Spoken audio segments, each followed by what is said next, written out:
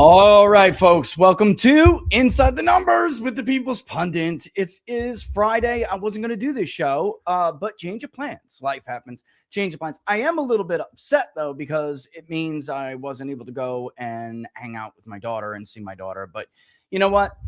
C'est la vie. C'est la vie. That's what happens when you have multiple kids. There's no school today. I don't know why. Maybe you guys can tell me. I'm too busy. I don't really know what is like President's Day or this one or that one. I really don't care. I just move on with my life, and I don't really pay much attention to national holidays outside of ones that are personally mine to observe.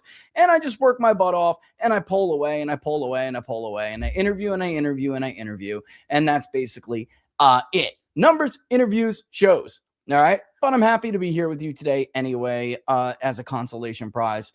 I'll do another one in the future for my daughter. If you like the videos, don't forget to like them and to share them far and wide. Of course, we are everywhere. Don't forget to follow my new Instagram. It's pathetic. I only have a few hundred followers. I think like 400. Let's go. All right. I got to post it a little bit more. How do you have 330,000 followers on X and only 400 followers on Instagram? By the way, this keeps up on X. I'll have like 100,000. But you know what? This has happened to me. I've been around a long time, guys. I'm like the guy who weathers the climate crisis, you know? It's because it's the only way that you can like be honest and survive. You have to tell the truth. So when times like these come, and you have like a group of people who are like just followed you in droves because I love Trump and he called the election for Trump. They didn't really understand that you were just calling the election correctly, that you weren't going to sit here and cheerlead for somebody because that's not your job. And if you can tell who it is I support, you know what? Outside, because I do believe pollsters are human beings and they should stop with the pretentious bullshit that they don't have views or, they don't have partisan leanings. Of course they do. We're all human. Election forecasters, decision desks, the same thing. I don't mean decision desk, the company. I mean the actual, like a decision desk at a news network. We are all human beings and we all have views. I am open with mine because I don't want to insult your intelligence. But when we're giving analysis or we're conducting polls, stuff like that, you should not know outside of me just, candidly being frank with you. You should not know who it is that I support just based on my numbers. And if you do, then that means I'm doing something dishonest. Okay. So I think it's not exactly hard to tell what's going on in the polling industry right now. I just would caution people that, and we'll look at the trends today. But it did look like Trump was getting a little bit of a bump after his State of the Union, and the Iran war has totally reversed that. I mean, there's an article in USA Today. If we can have a chance to watch it, we will. But first, I want to give an election update. This is just no bueno. It's not good. Let me share the screen, or I would say it's not good because, of course, like you guys know, I have my own views, and I would have liked to see Republicans do better and their turnout be better, but unfortunately for them, it simply wasn't. So what happened in Texas, if I can go back, what happened here? Oh, because it's new races. Okay, let me just put in vault. Let's go to the vault. Let's click on Texas. I'll put it up in a second. You don't need to. Actually, you probably will like to see this stuff. I'll put it up. All right, so I'm in the DDHQ votes vault. This thing is the best. I'm getting more and more used to it. This thing is awesome. It's just the amount of work they put in, the feedback they got from everybody, what they felt like needed to be done based on, let me put in Senate, based on, no. Texas, where are you, Texas? Yeah, based on, I didn't select the year. That could help. That'll help quite a bit. Primaries, we'll do primaries. There's the House. We're getting there little by little here, guys. We're getting there. Okay, it is on 26. All right, good. Yeah, I mean, based on, what their own experience and what they feel like you need, the tools that you need at your disposal to not only to show people this stuff, how much, how quick can we be in giving you guys the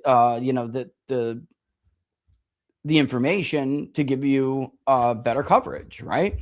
All right, so I just actually tweeted something about this race. If you have to spend $100 million, if you're basically a multi-term senator who's been here since you rode in on the wave of the post 9/11 Republican wave in the midterms, if you did that, you've been around that long, all right, and you had to spend $100 million to get a 1.2% lead over a guy that had a lot of ammunition, frankly, that you had to throw at them. You know, a lot of, we'll call it baggage. We'll just be honest and call it baggage. If that's what you had to do in order to get yourself in, I don't know why that keeps happening. That did go back, right? Yeah, it did. If you had to do that in order to get yourself anywhere, you know, near getting into a runoff, $100 million, and your opponent spent less than 5 million, then you suck. You should just honestly, guys, you should just go home and spend time with your grandkids. It's a big part of why this country is not moving forward, and we're not solving the tremendous problems and challenges that are mounting before us. It's the same people who have failed to solve them, the same people who caused them. John Cornyn is like a causer of crisis. They're never going to be the ones, folks, who can answer it and fix it. It's silly to think otherwise. So for people who think, this is so, Paxton could have beat him in a runoff. What happened? $100 million happened. The system is completely broken. And I'm telling you, we'll watch a clip here in a second because I think this matters.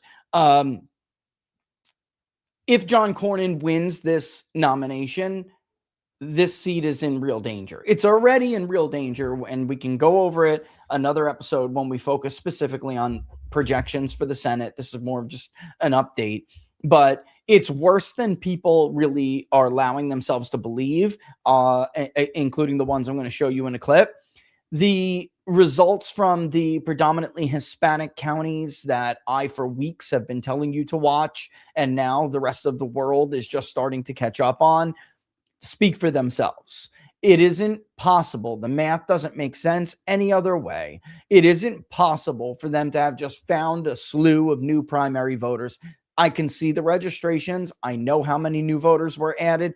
That's not what's happening. Working class Hispanic voters who supported Donald Trump in 2024 since 2025 and in the New Jersey and Virginia races have swung back and are now voting in Democratic primaries. And in fact, in the generals, we saw in New Jersey and Virginia, but very much in New Jersey, are voting actually for the Democrat in New Jersey. I don't want to go down this route again.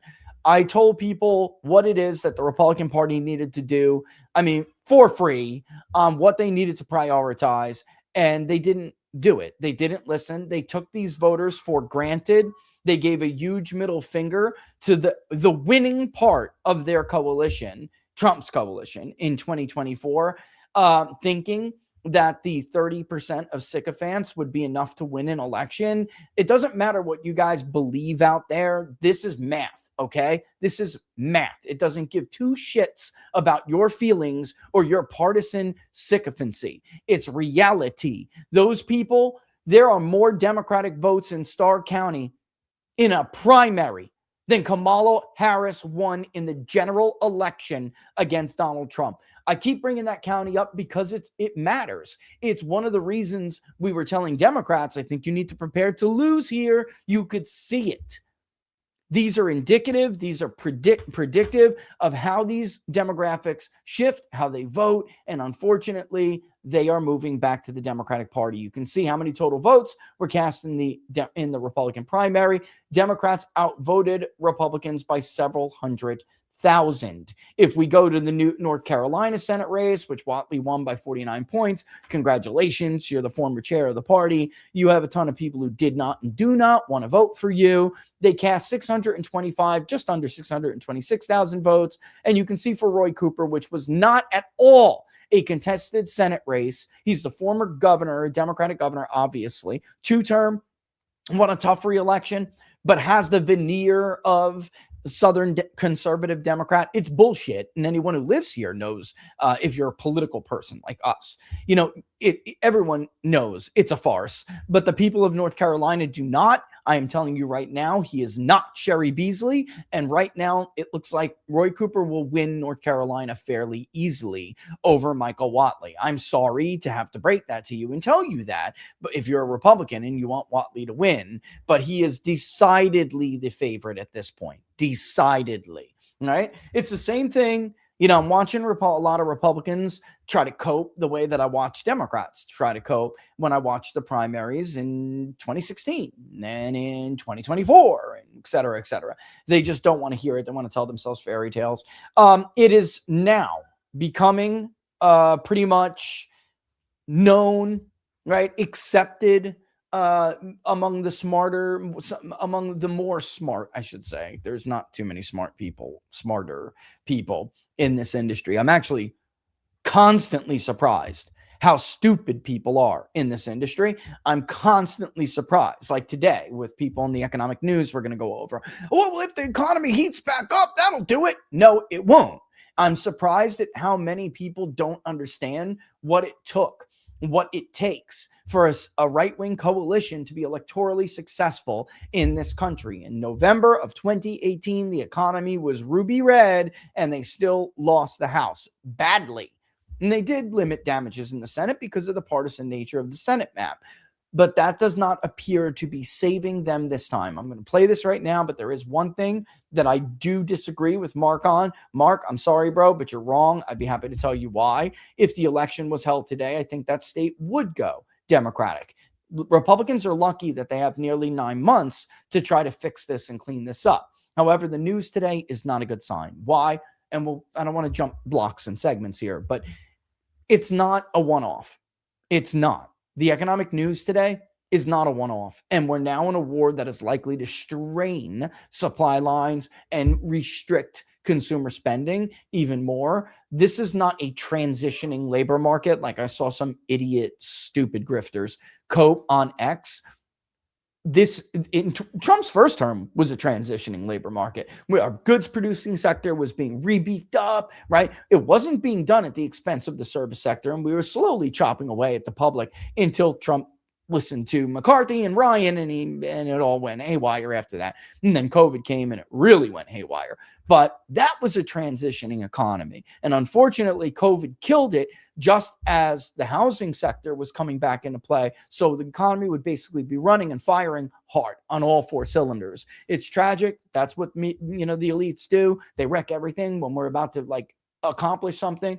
They wreck everything. That's their MO. But this is just a weak ass labor market. It's not good. Construction and manufacturing are shrinking. You do not need to shrink those sectors in order to shrink the public sector. But stay tuned. We'll get to that in a second. So here we go. It is now after months ago when Barnes and I first told you, especially me, looking at the polling North Carolina was one of the first signs. But it doesn't matter.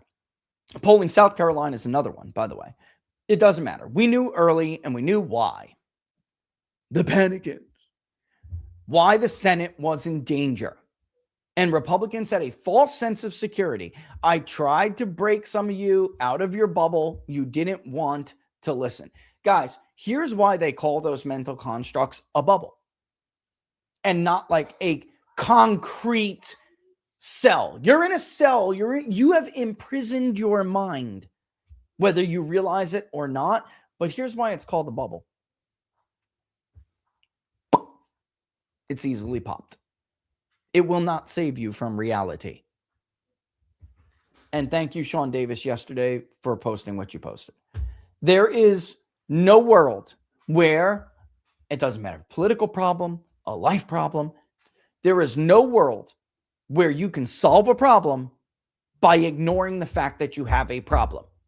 That doesn't make you a panickin. That makes you wise. That makes you smart. That makes you existing on another plane while everybody else is left in the past. Delusional. Thinking that a stupid, thin little bubble that they've constructed for themselves is going to save them from the reality It doesn't. I mean, I'm much watching the right in a thicker bubble as far as like keeping out the noise than I think I've seen the left in for a long time. But a bubble's still just a bubble, man. It's going to pop. All right. So here's Mark Halpern now admitting what I've been trying to tell you all for months while others stupidly claimed. If anyone on your follower feed, your timeline, someone you watch on TV, on a podcast, if anyone told you that Iowa and Ohio were safe because Donald Trump won them by double digits, unfollow them. They are stupid. Iowa swung back hard in 2018 away from Republicans. It is a Trumpian state. Very, very long history of populist domestic leanings, to say the least. It has changed those states have changed the platform of parties in our history. That's how important and how volatile they have been. Ohio, while Donald Trump won it by 13 plus, Ohio only elected Bernie Moreno with Donald Trump on the ballot by a little over 3 points in 2024. You were always foolish to think that these states were safe. These are Trump states. They are not Republican states. And I'm not even sure how good Donald Trump would do in them as of today. And I'll show you why when we sneak peek it. All right. But the fact of the matter is, believing that that was the case was always stupid. All right. So I love how dumber people screenshotted Robert and I's maps all those months ago because thank you, you made us look like geniuses and you look like retards. Here's Mark Halpern. We are not the same on this. Yeah, no one can tell He's how the ending midterms the are going to war be stuff. affected by the war. Nobody. If you on the current trajectory, it could go either way. It could be a huge victory that people rally around Republican support for the war and punish Democrats for opposing it, or it could raise gas prices and lead to a quagmire. Nobody knows. What we do know, ladies and gentlemen, as a snapshot. That's actually not true. Barnes and I just did a 100-year history on the politics of war. We can tell. The 1992 Gulf War did not have a positive effect on George Herbert Walker Bush at all. Why? And even when there was a rally effect and they grossly approved of the job he did there and how well he prosecuted the war. There's one of these clips. It's one of the greatest clips. People caught it on video of Poppy Bush. And I don't know, it'll be hard to find because the news loves to cover up stuff like this. But telling then George W. Bush, who he gave a lot of a role to in his campaign, I thought the war would save us. I know, Pop, he said. What a fool. What a fool. In 2002, when Republicans made gains after 9/11, what was the most important issue on the minds of voters? National security, terrorism, national security, and safety. What was the most important issue to voters in the campaign leading up until 1992? 2 years, over 2 years. What was it? It was the economy. That's why James Carville is now famous for saying, it's the economy, stupid. He's talking about the dumb Republicans who thought how they prosecuted a war, successful or otherwise, would somehow save them after he broke his promise. It's like they're incapable of learning lessons. Incapable. What has been the number one issue since before the 2024 election?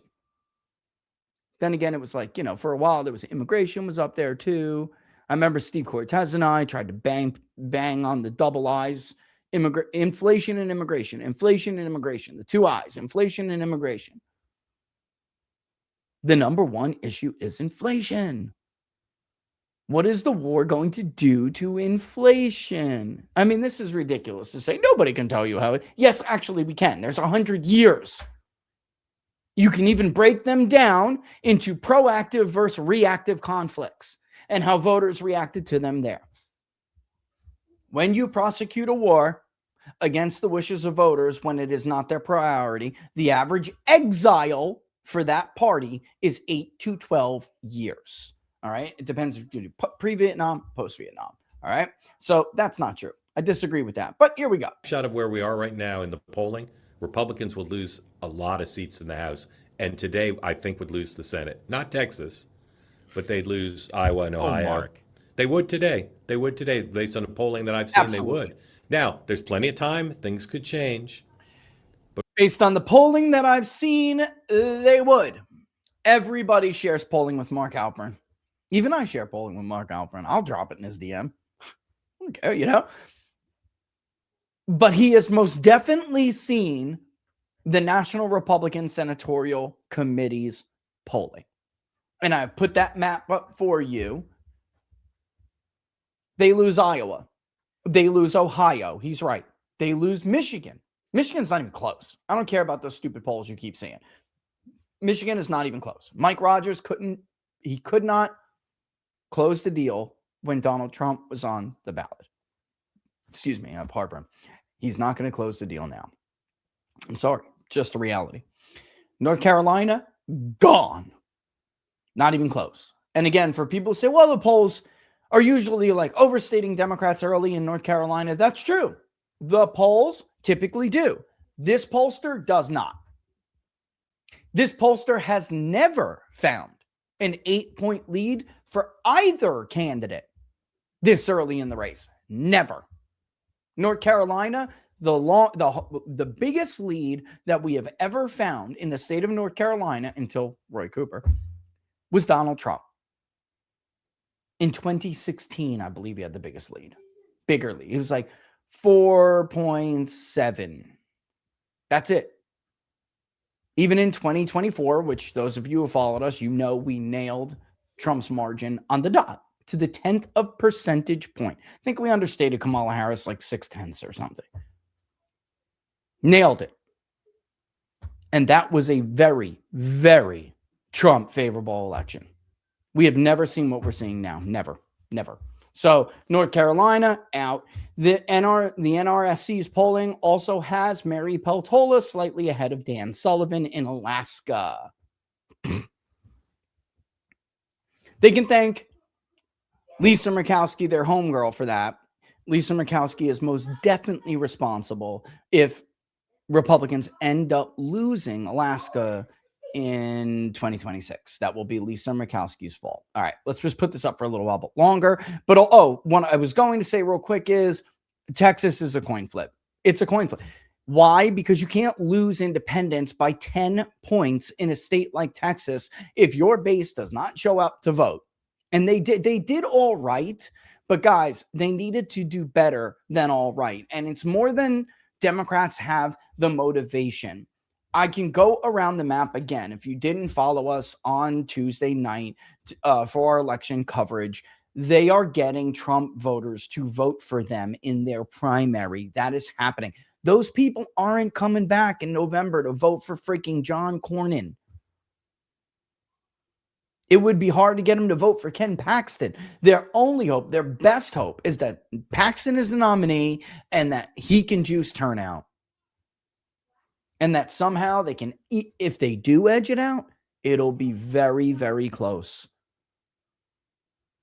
But right now, they're in deep trouble, even in Texas. Right now, it would be a wipeout based on what I've seen. And the Texas okay, results, I don't know. I don't agree. I don't agree. Like what?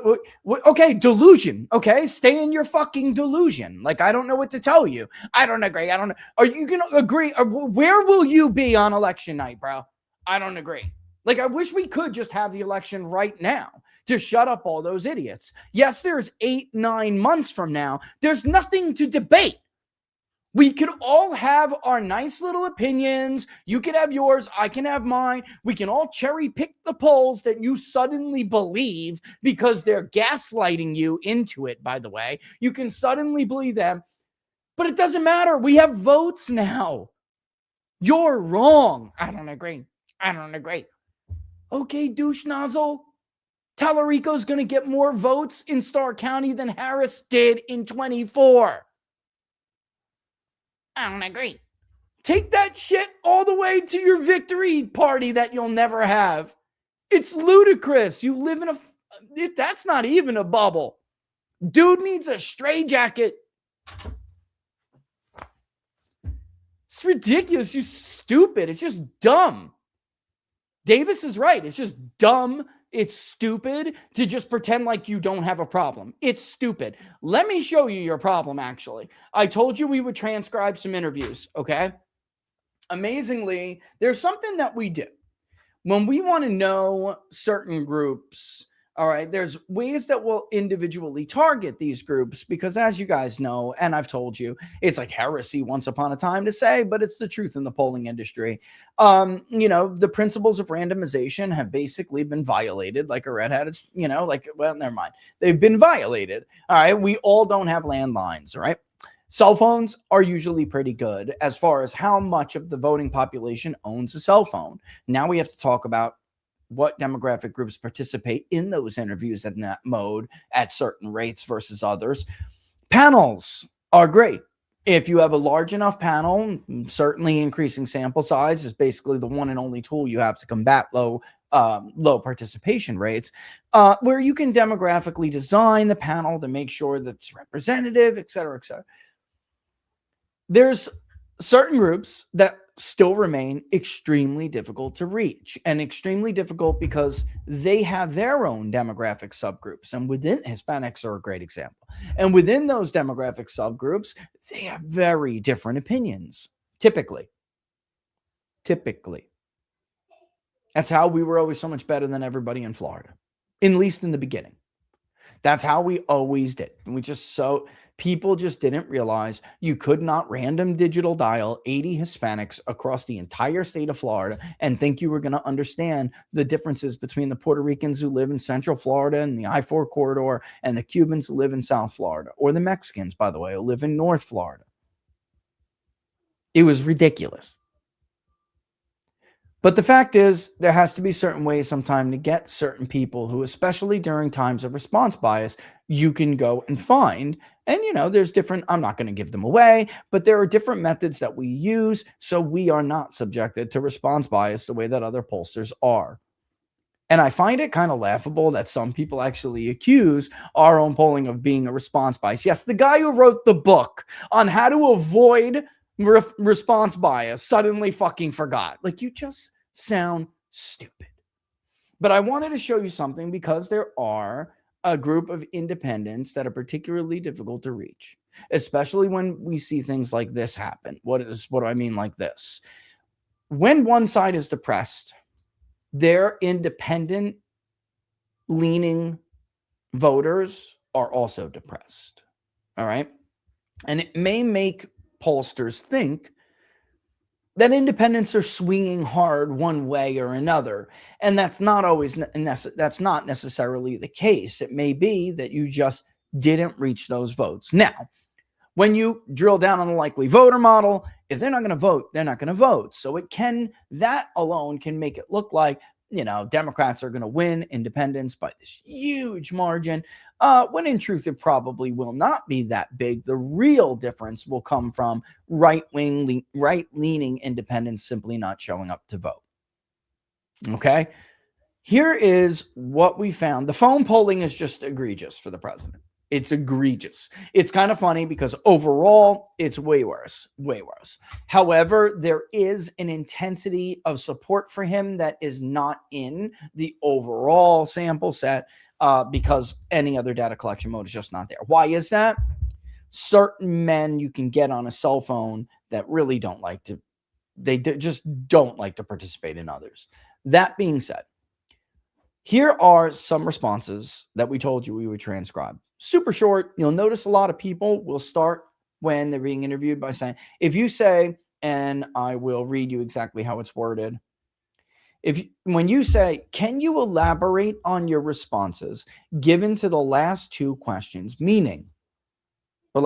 sections of question, meaning, why did you choose the answers you did?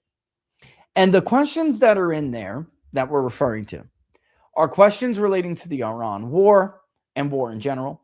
And then the White House focus tracker, which is the last one, which is thinking about domestic versus foreign affairs, which comes closer to your view regarding the current focus of the Trump administration. Too focused on foreign affairs, not enough on domestic affairs. Their focus has been balanced and is just about right. Too focused on domestic issues, not enough on foreign. And then after that, we'll say, can you elaborate on why you did? And I will read you the questions dealing with the war right now. Okay, so I want you to get the proper context of why people say what they say. All right. How important do you believe it is for the U.S. to stay out of foreign wars and military conflicts? That may sound familiar to you. That's a tracking question, right? We ask it a lot. Which party do you trust more to keep the U.S. out of foreign wars and military conflicts? Also, a tracking question. By the way, the short went viral with Robert and I dealing with this. This is probably the most predictive question in American politics right now. All right.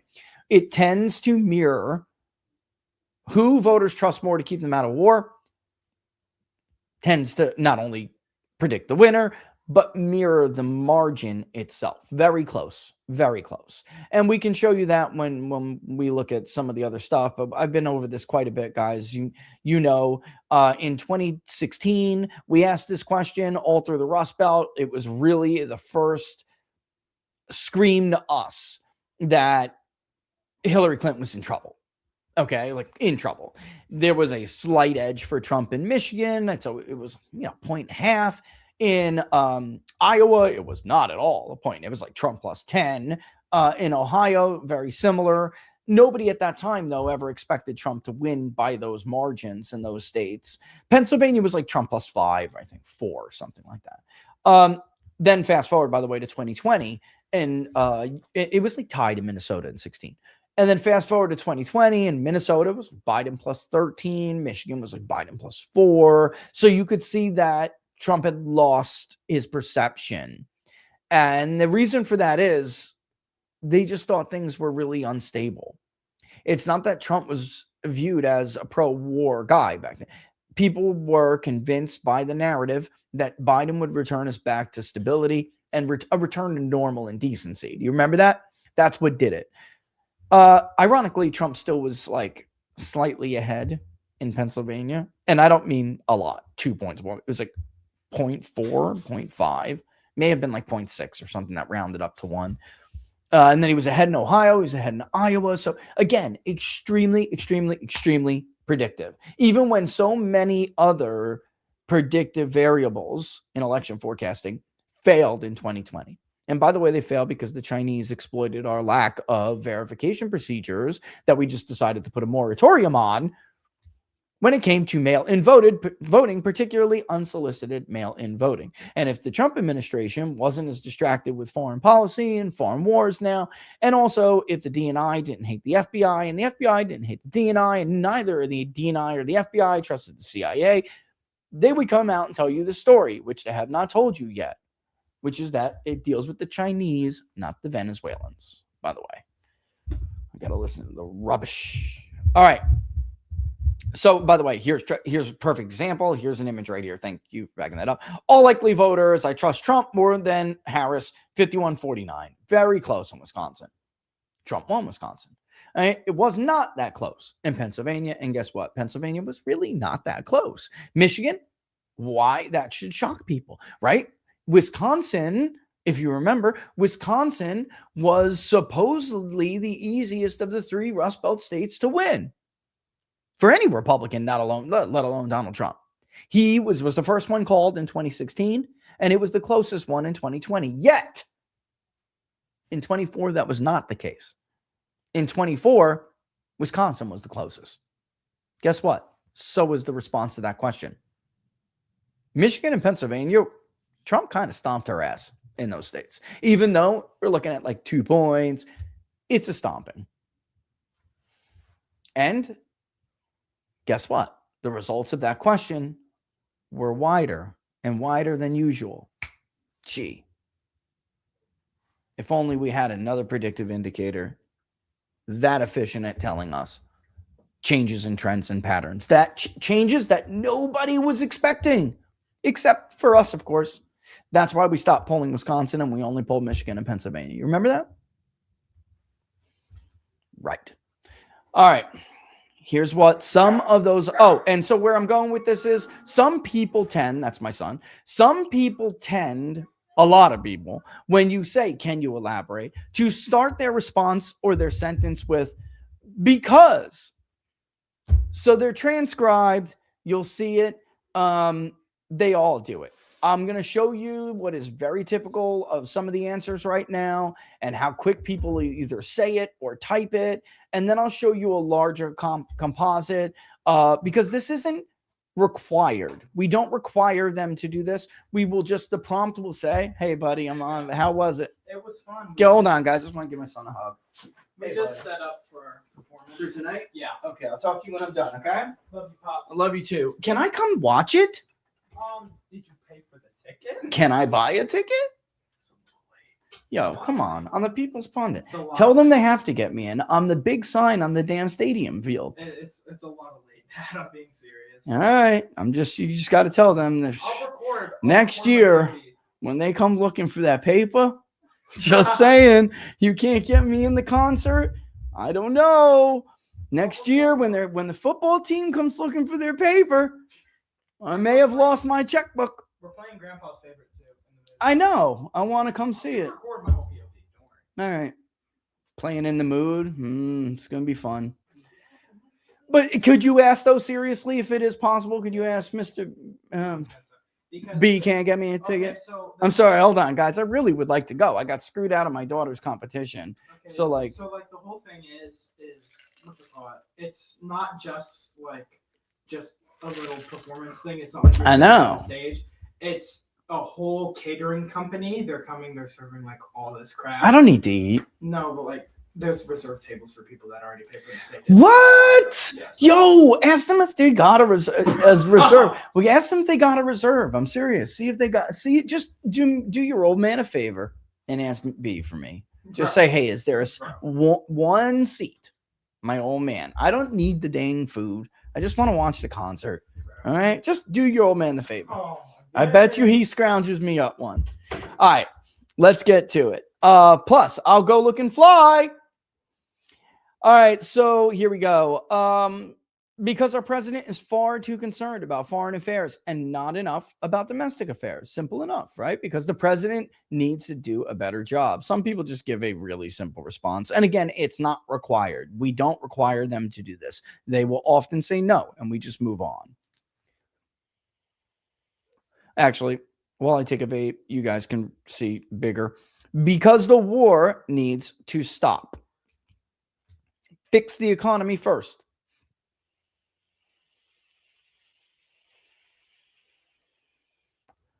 Groceries and gas prices are a joke. What happened to Drill Baby Drill? He needs to focus on the U.S. and the people suffering because they can't afford food or have a roof over their head. He needs to focus on what affects Americans. Sometimes things, especially if this one's text to speech or speech to text, and then it can get messed up. He ran his entire campaign on helping our economic issues, and he's not held up to anything that he has said during his campaign, which is typical for him. Now, you guys might be wondering how many of these people are Trump voters. A lot of them. A lot of them. And in fact, what's sad is that so many of them are younger voters from the Midwest. All right. Think about it. If you were indifferent, you wouldn't go through that question. You just wouldn't care. You just be like, whatever. Let's just finish the interview. Here's another one. Let's put it up. Make it bigger. Is it bigger? I wanted to find. I actually had to go and find one where there were Trump positive responses. Okay. And I'll show you the word cloud to it. I put it up on Twitter after interviews last night. It was decidedly it was considerably more negative than it was positive. Let me see what that legit says. I can't see the word with the, I know you guys can't see it. I know you guys can see it. I can't. A view counter's in my way. I don't think you guys have that. Okay, it says the economy. The economy is not doing well, which we're going to talk about. And we should focus on what is happening right here before we fix other issues. Other issues. Their focus has been equal. That's what I know. Okay, so that person, no doubt, put the balance has been right. Again, I went looking for positive ones. I thought it was fair for Trump. The president has provided adequate resources to maintain national security domestically and as a result of foreign interference. I'm not sure exactly what they mean, but I actually do get what they're referring to. The situation is obviously difficult, but the Iranian regime has been in effect at war with us for many years and mercilessly kills its own people. That was Mark Levin. No, I'm kidding. I'm joking. There are many serious concerns in the U.S., such as the economy, healthcare, Social Security, and other issues. By the way, where are we at on the White House Focus Tracker? It will probably hit a new high of people who say that he's too focused on foreign affairs. Either that or it'll be very close. I'm thinking like 57 to 58, maybe 60%. We'll see. We'll see. There are other things in our nation that should be prioritized before foreign policy in all cases. Things are looking good for everyone that is being affected. That is being affected by what is happening. That's a person who probably has a post-grad degree, makes over $250,000 a year, and lives in Loudoun County, Virginia. Trump has been making spontaneous changes, and they're assertive and direct. He's doing what's best for our economy. Okay. Trump has interfered with Venezuela and now Iran, while people at home are out of work, paying more for goods, and needing medical care. Next one. Trump is an idiot. Next one.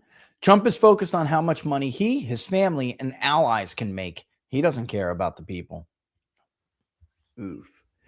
Trump is trying to divert attention away from the economy and the Epstein files. Whoa, whoa, whoa, whoa, whoa.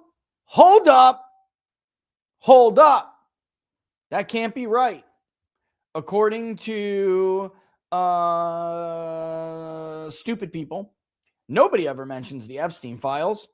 Cernovich, man, he put this up before. He's like, yes, of course people mention the Epstein files. Of course they do.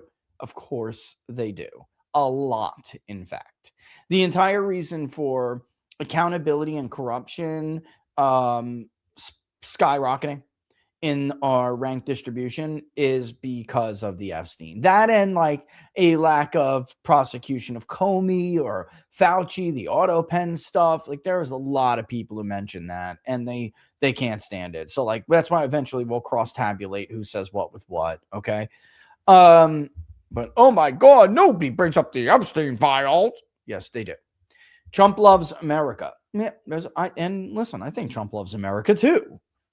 They said he would not start any wars, but he did. Big part of the big theme. Big theme. I didn't put up, which I did show pollster friends.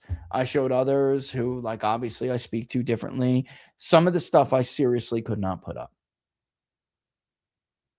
Some of the stuff I could not show on camera. Particularly the stuff surrounding Israel and surrounding Benjamin Netanyahu. It's very bad. And I'm telling you, the sad thing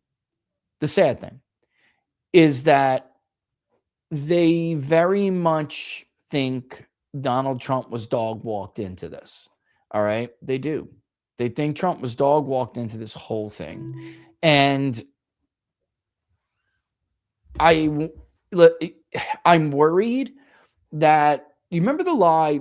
I mean, remember the phrase, Bush lied, people died, and no war for oil, stuff like that. But definitely Bush lied, people died. I'm worried about Trump being tarnished with a phrase like that for forever. Dealing with the Epstein class. Like, Trump started a war with Iran to protect the Epstein class or something like that. I really am very worried about it. Like, you know, if you're a Trump supporter, I'm telling you, you need to be worried about this. Like, and by the way, the Bush people did the same thing. They laughed it off. They thought it was dumb. Now everybody remembers it. It'll always tarnish his legacy. Always. He'll always be remembered for that. Nothing else. Nobody gives a shit about his tax cuts. Nobody thinks he achieved anything in the Middle East. He's a fucking loser of a president. He's got to be the worst president in a very, very long time. I'm worried that Trump's going to get something like this. I am, because, you know, some of the more positive stuff you saw there, Trump loves America, right? The economy is doing great for everybody, right? These are older voters almost exclusively who say stuff like this. And when they're gone, all that will be left are some of the ones that I can show on the screen here, and then the other guys I can't. And I want to play a video because I do think that these girls sum it up well.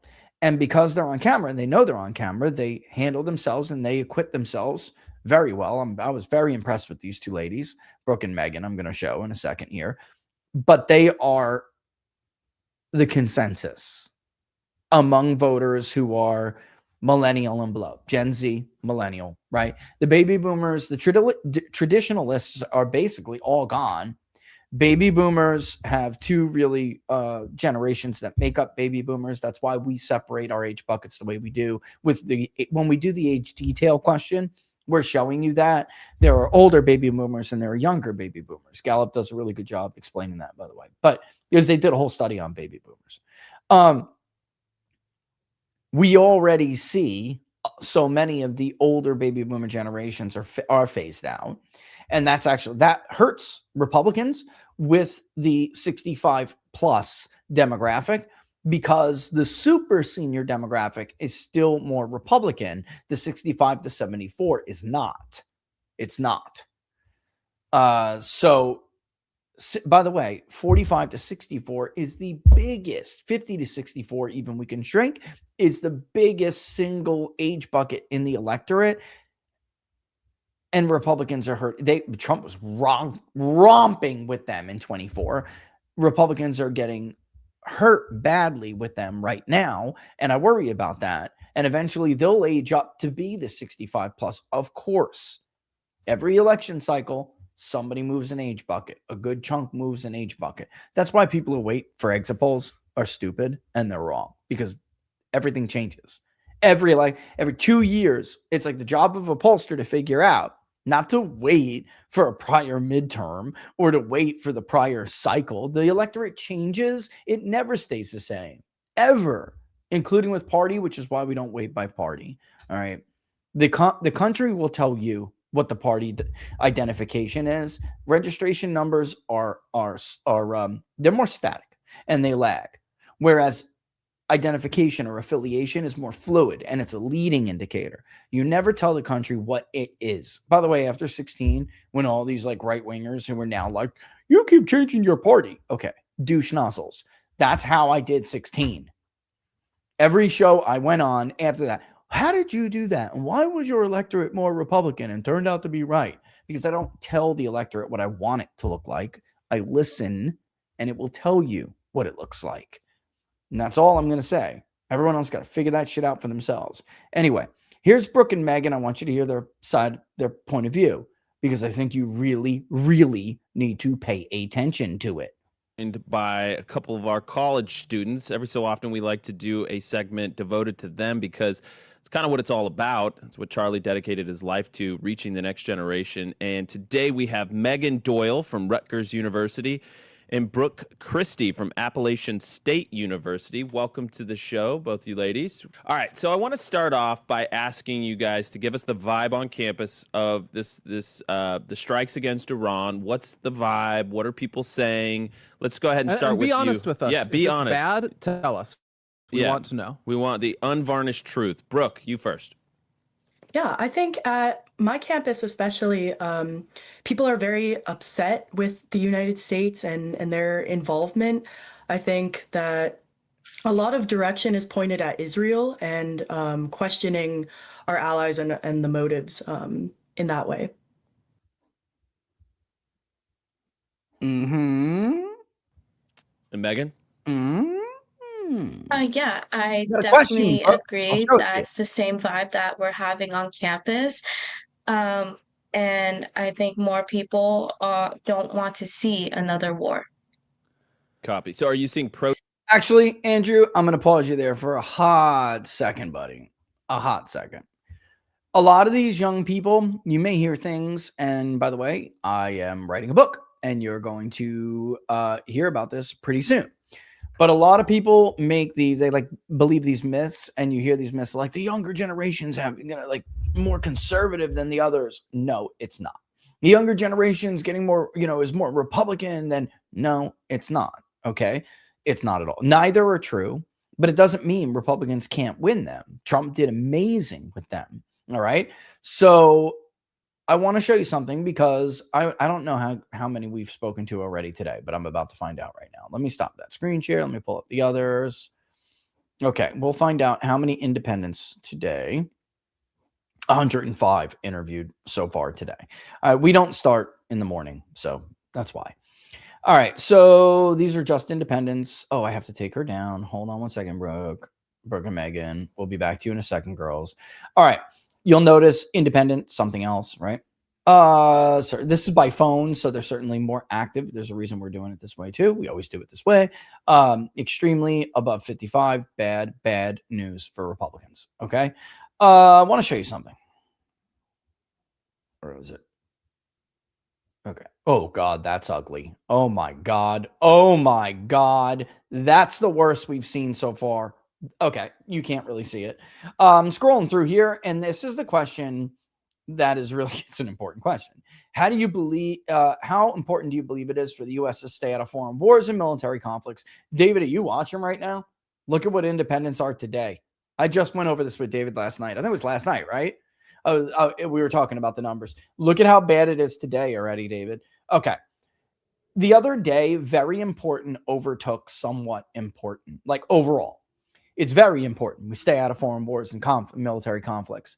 Normally, somewhat important is higher, especially when, why does this matter? I was telling Jack Posobiec on Human Events this the other day. I think it was Wednesday. Or Thursday. It was yesterday, right? It was yesterday. Because it tells you, when it's somewhat important, tells you that there's not a lot of intensity behind it, so it's not that big of a deal. Yeah, I think we need to stay out of war, but they don't feel super strongly about it right now. What this is telling you is that they do indeed feel super strongly. And this happened the other night, and it caught my eye. That very important exceeded somewhat important. Guys, this is almost 90% now. I mean, this is crazy. 46% say very important, 39% somewhat important. By the way, by phone, independents will be slightly too male than the rest of the electorate. So we have to wait for it. Okay. Actually, it's pretty damn democratic. So, that's not party ID. Oh my God.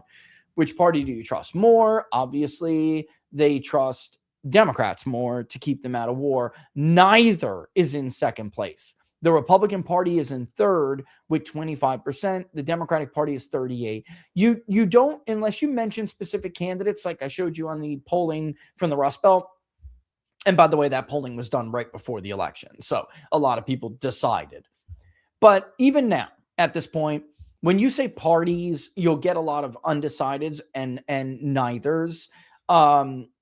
It usually is in the 30s. I think last time we did this, it was like 35-30 or something like that. Well, Republicans with independents have fallen considerably more. Neither is in second place with independents, and Democrats are about to hit 40%. So by 13 points, independents trust Democrats more to get to keep them out of war than Republicans. Now, by only 7 points, independents trust Democrats more than neither party to keep them out of war. So that is important to note. Okay.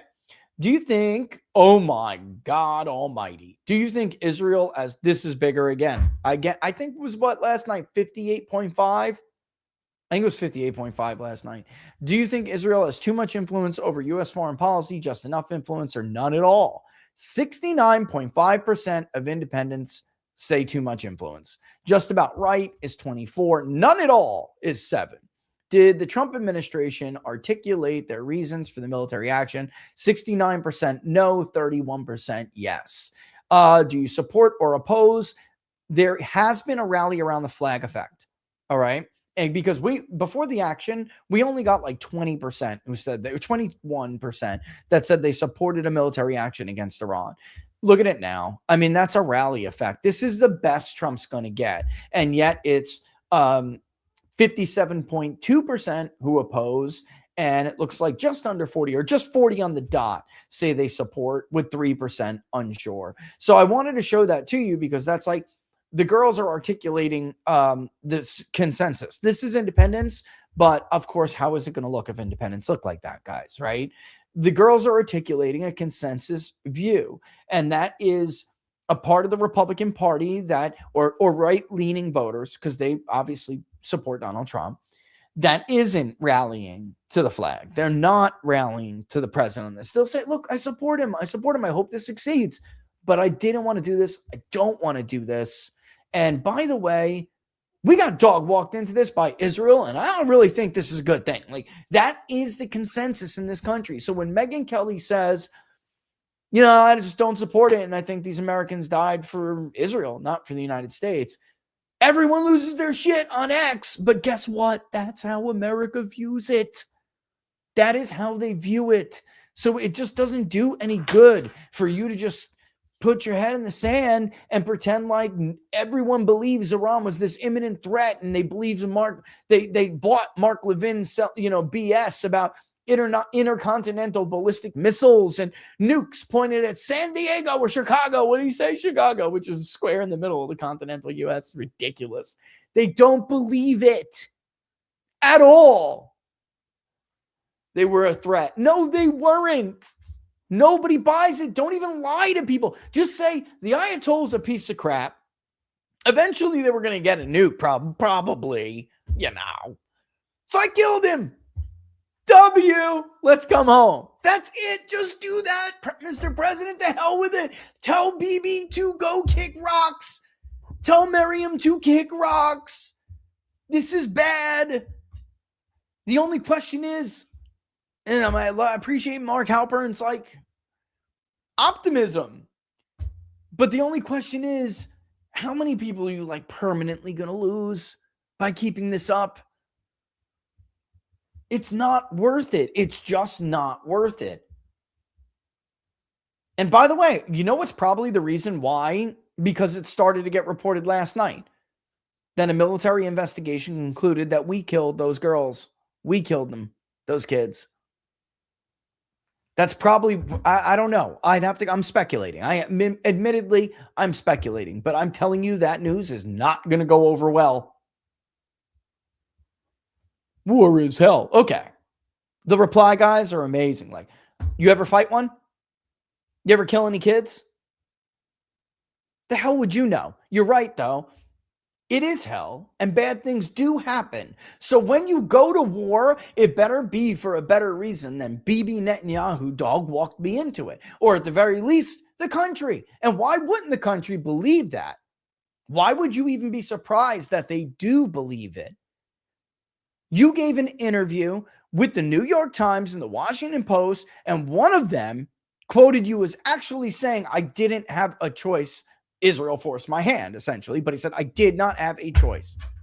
Then that has to get cleaned up, and you send out Marco Rubio, and he freaking says the same thing. Then he comes back, you try denying it. Mike Johnson goes to the microphone and says the same thing. Your intel community contradicts you, says there was no imminent threat. They give a briefing to the senators, who of course are going to come out, like Mark Warner came out, and tell the whole damn country it was BS.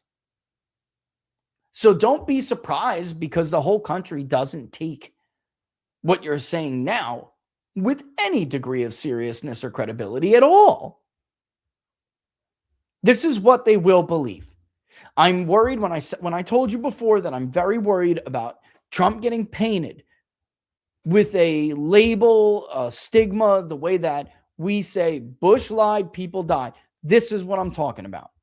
That forever, Donald Trump will be known as the guy who campaigned on no new wars and how stupid they were to have regime change wars in the Middle East, to get dog walked, who did that only to get dog walked by Benjamin Netanyahu into a war. And I'm saying it nicely. You know what the country's going to say. You know what that is going to be. You already, I'm sure, see the memes. By the way, one of these people, when this war kicked off, about 12 hours in when we were polling, sent us back in one of the peer-to-peer interviews, which I did send to you, David and Mark, a meme of a sexually graphic meme of Bibi Netanyahu doing something to Donald Trump. This is what the country will say. And that, by the way, was a young dude from New Jersey, right? He was a Trump voter from New Jersey, like a younger guy from New Jersey. which Donald Trump nearly won. One of only 2 states to vote more for Barack Obama in 2012 than it did in 2008. Think about that. The other one was Hawaii. New Jersey was one of only 2 states, along with Hawaii, to support Barack Obama more than they did in 2008 when he ran for re-election in 12. And yet Trump almost won that state. It's tragic.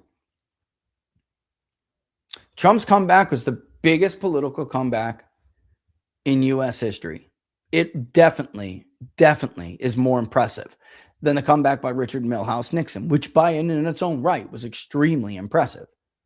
But Trump's was so much more impressive because of all of the institutions and his challenges, the adversity, people getting thrown in jail, him getting thrown in jail. I mean, it's like Cincinnatus, like a modern day Cincinnatus kind of story, only better.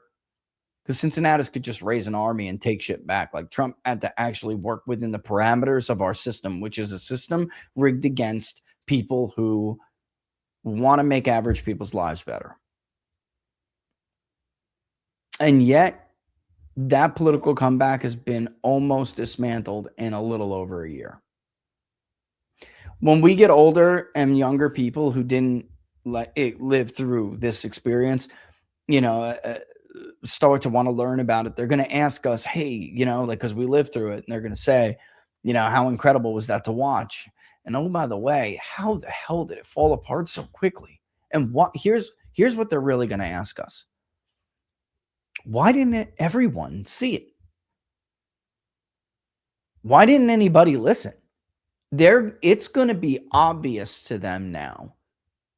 Then in the future, it will be obvious to them later. It's obvious to some of us now, but we are very, very small amount who have been trying to shoot up flares. They will look back and they will say, was everyone stupid? They will. That'll be the People's Pundit's long-term prediction that absolutely will come true. If this current trajectory keeps up. By the way, very smart move to get rid of Noam. That was very smart. Had to do it. She was number 1 on their list. She was part of their plan. They'll alter. They'll adjust. But Noam was the first one that they were going to target for impeachment when they got control of the Congress, and she would have been removed. Even Republicans would have voted to get rid of her. As you saw, that was Kennedy's exchange. Whoever said that on X, you were right. Kennedy's exchange was the moment that Kristi Noem lost her job. And it wasn't because what they were talking about. It was that they correctly realized that Kennedy would vote to convict her, given everything else that he would have been thrown with. And they were right. He would have. He's not alone. And then, so she's out, she's gone. They'll have to go either directly to Bondi or somebody or the pardons. We'll see what they do. And by the way, I'll talk to some and I'll see what they think about this. I haven't yet. I did intend to. Yesterday I got too busy. All right, let's finish the clip. So are you seeing, are people gathering in the square, in the quad? What kind of activities are you seeing this manifest in? I'm mostly seeing things through online platforms, people on Instagram or Twitter, just really going in at President Trump and being upset that gas prices might go up and forever war. Like, people really do not want boots on the ground in this circumstance. Are you seeing that even from people that voted for Trump in 2024, or is it still mostly from people would be left-wing regardless? Or I think the idea of starting a new foreign war is really, even for Trump voters, really deterring people from wanting to align with the administration and their actions. I can't speak for everyone, but I've definitely seen those opinions on campus. Copy. Megan, you seeing the same thing? Yes, and I think more people want to focus on our country. They don't want another war. They want to focus on affordability and housing and the gas prices. Yeah. And I mean, listen, we've gotten a lot of emails from our audience that are upset that we're not I guess, more full-throated in our support of the war. And this is a big reason why, is because, Charlie was very in tune with Gen Z. He visited college campuses at Turning Point. That's all we do is work with students. And I can tell you that the vibe on college campuses, even on high school campuses, that young people do not want to go to war. They want to focus here on domestic issues, affordability, college, that sort of thing. Free speech. Are they going to have a job? Is AI taking over the job market? That's another one, the AI situation. Look, and the free speech thing, the more than a few people, which is why I blasted out what I did the other day in response to what's going on with Piers Morgan. More than a few people basically calling Republicans frauds. They just won an election pretending to champion free speech and being outraged over Joe Biden's ministry of truth and putting people on government lists for not, for disinformation and this and that. Overall stifling debate.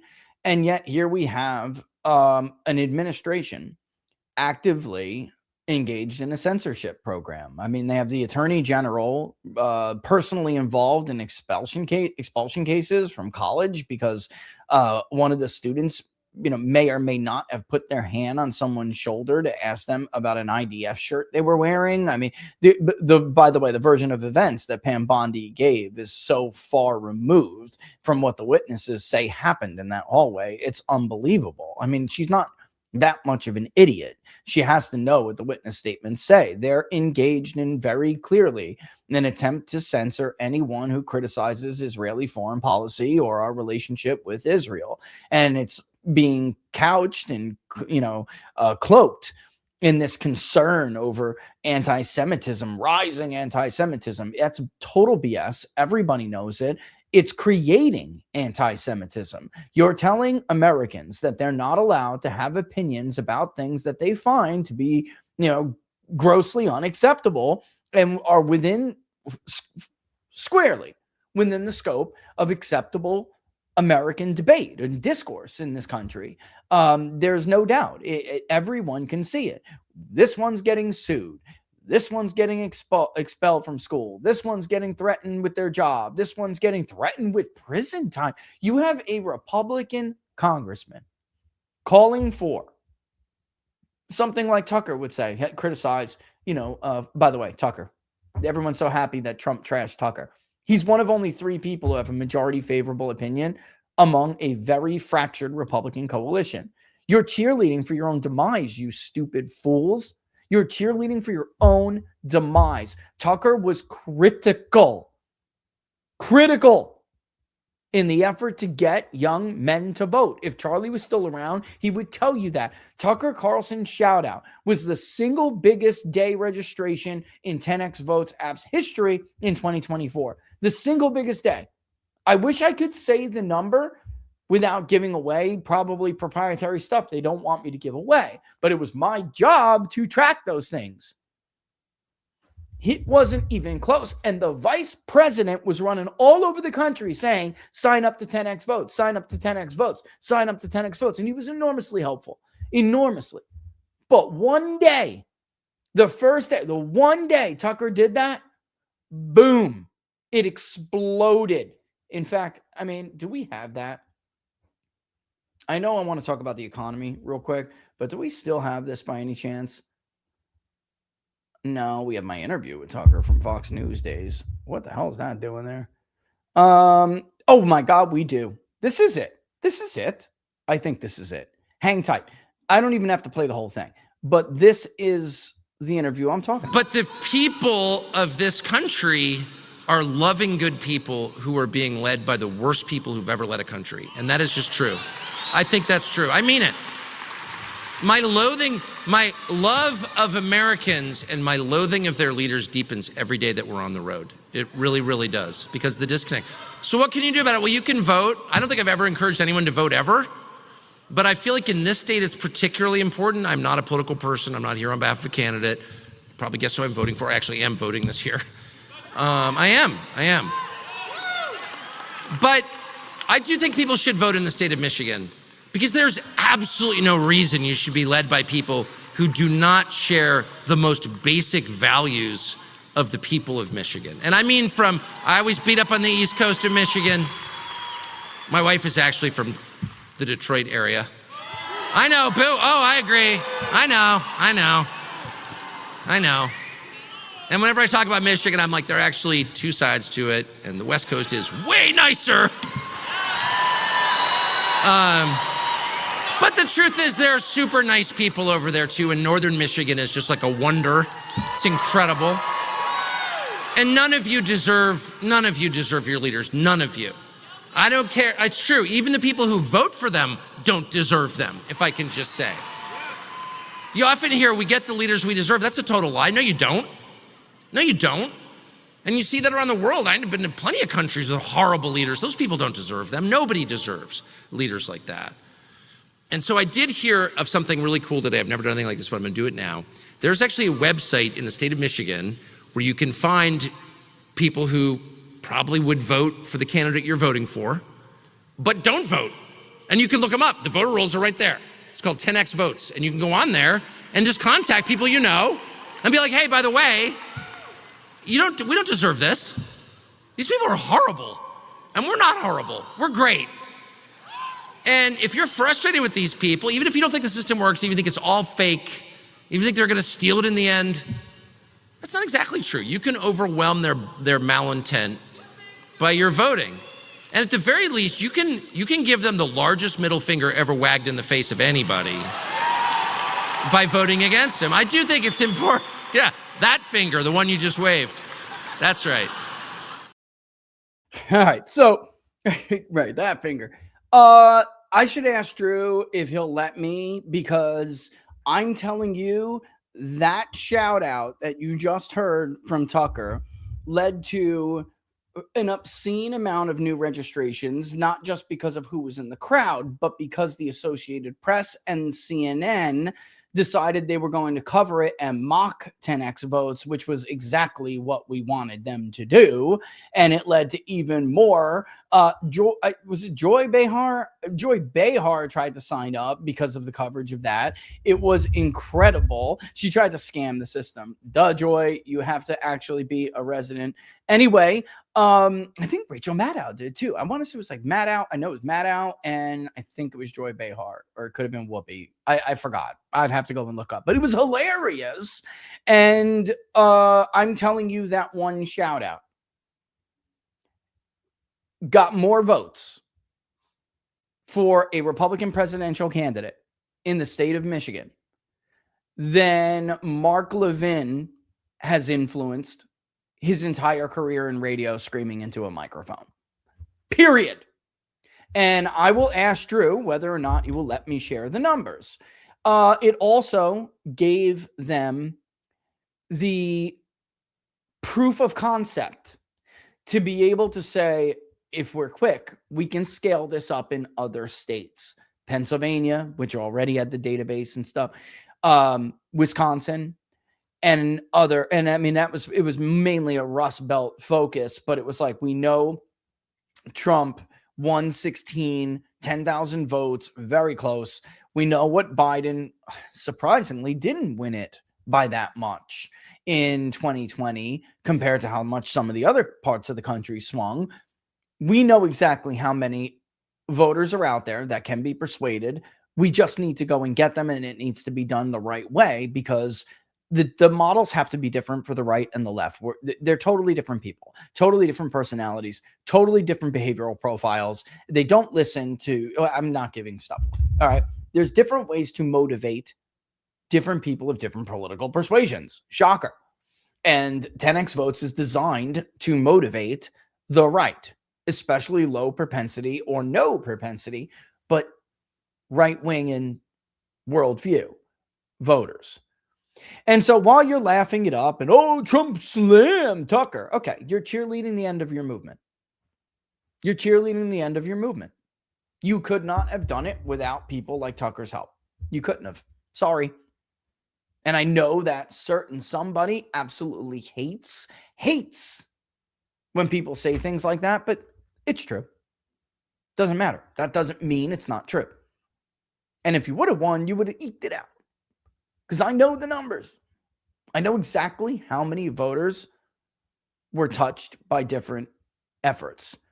That was an enormous impact on that state particularly. But then, man, then, I mean, whatever, just say it.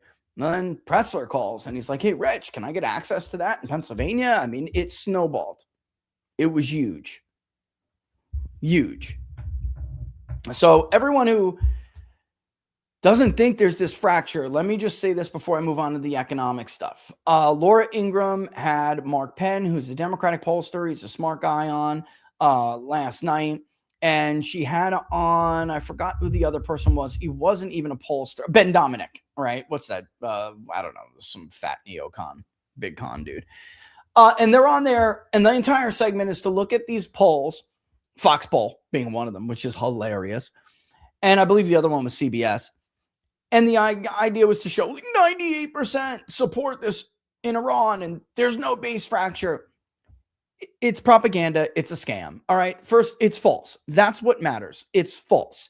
And, right before this, Sean Davis from the Federalist had posted what I referred before, which was saying, look, the vibe is not good. We have time, I think, still, although I would slightly disagree with him on that. Of course, politics, it can be a lifetime. 30 days can be a lifetime. I'm just looking at history and let me put it this way. As time goes on, the odds of your ability to turn it around fall dramatically. How much? In November of last year, before the holidays, you were already 74% likely to lose the House vote national. That national popular vote for the House, you were already about 74% likely to lose it. And you're about 70% likely to lose it by a larger margin than the Real Clear Politics average had been at the time. All right. Again, that's not 100%, right? But when you're not acknowledging the vibe, as Sean says, is off, then you have no chance to change the vibe.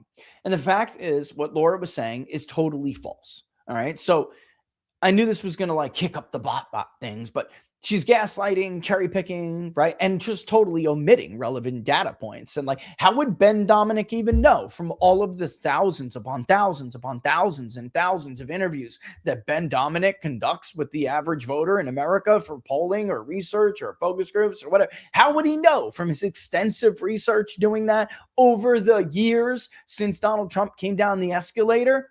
Give me a break. Here we go. First and foremost, very important. You cannot ignore this. It is very important to note that the vast majority of the pollsters that keep getting cited to make this fake ass argument could not accurately poll Donald Trump correctly in any of the 3 presidential election cycles that he ran in, precisely because they were not competent at polling MAGA. That is number one that you must keep in your mind. Whether MAGA, America First, whatever designation, they could not poll the Trump coalition, the voters that he was appealing to that would make up his coalition. That's why they failed. That includes, by the way, identifying and measuring these demographic groups that made up MAGA originally, dating all the way back to 2016, and which demographic groups were later additions as we went along, leading up until 2024, and eventually obviously became his 2024 coalition, explicitly because, by the way, they were drawn to his message of putting America first, no new wars, and national economic populism. The cited pollsters that keep getting thrown up all over the place by Laura Ingraham now and others wouldn't know how to poll MAGA even if they were legitimately attempting to do that, which they are not. But even if they were, they would not know how to do it. Are you suddenly supposed to conclude that they figured it out? Even that being said, let's just assume that they do know how to poll MAGA correctly, which of course is nonsense based on everything else I just said. But let's just assume it. What those percentages that they keep citing, what they're not telling you is that the percentage of voters who identify as MAGA or America First has shrunk. It has declined significantly since hitting an all-time high shortly after Donald Trump took office. But even from the levels that they were in our final poll, in 2024, which of course has to be considered the gold standard since we were the most accurate poll of 2024. I've been calling this purification through subtraction, or purification by subtraction, but I usually say through. Mark Mitchell and I hatched this out. You're shrinking and you're leaving only the greatest sycophancies, right?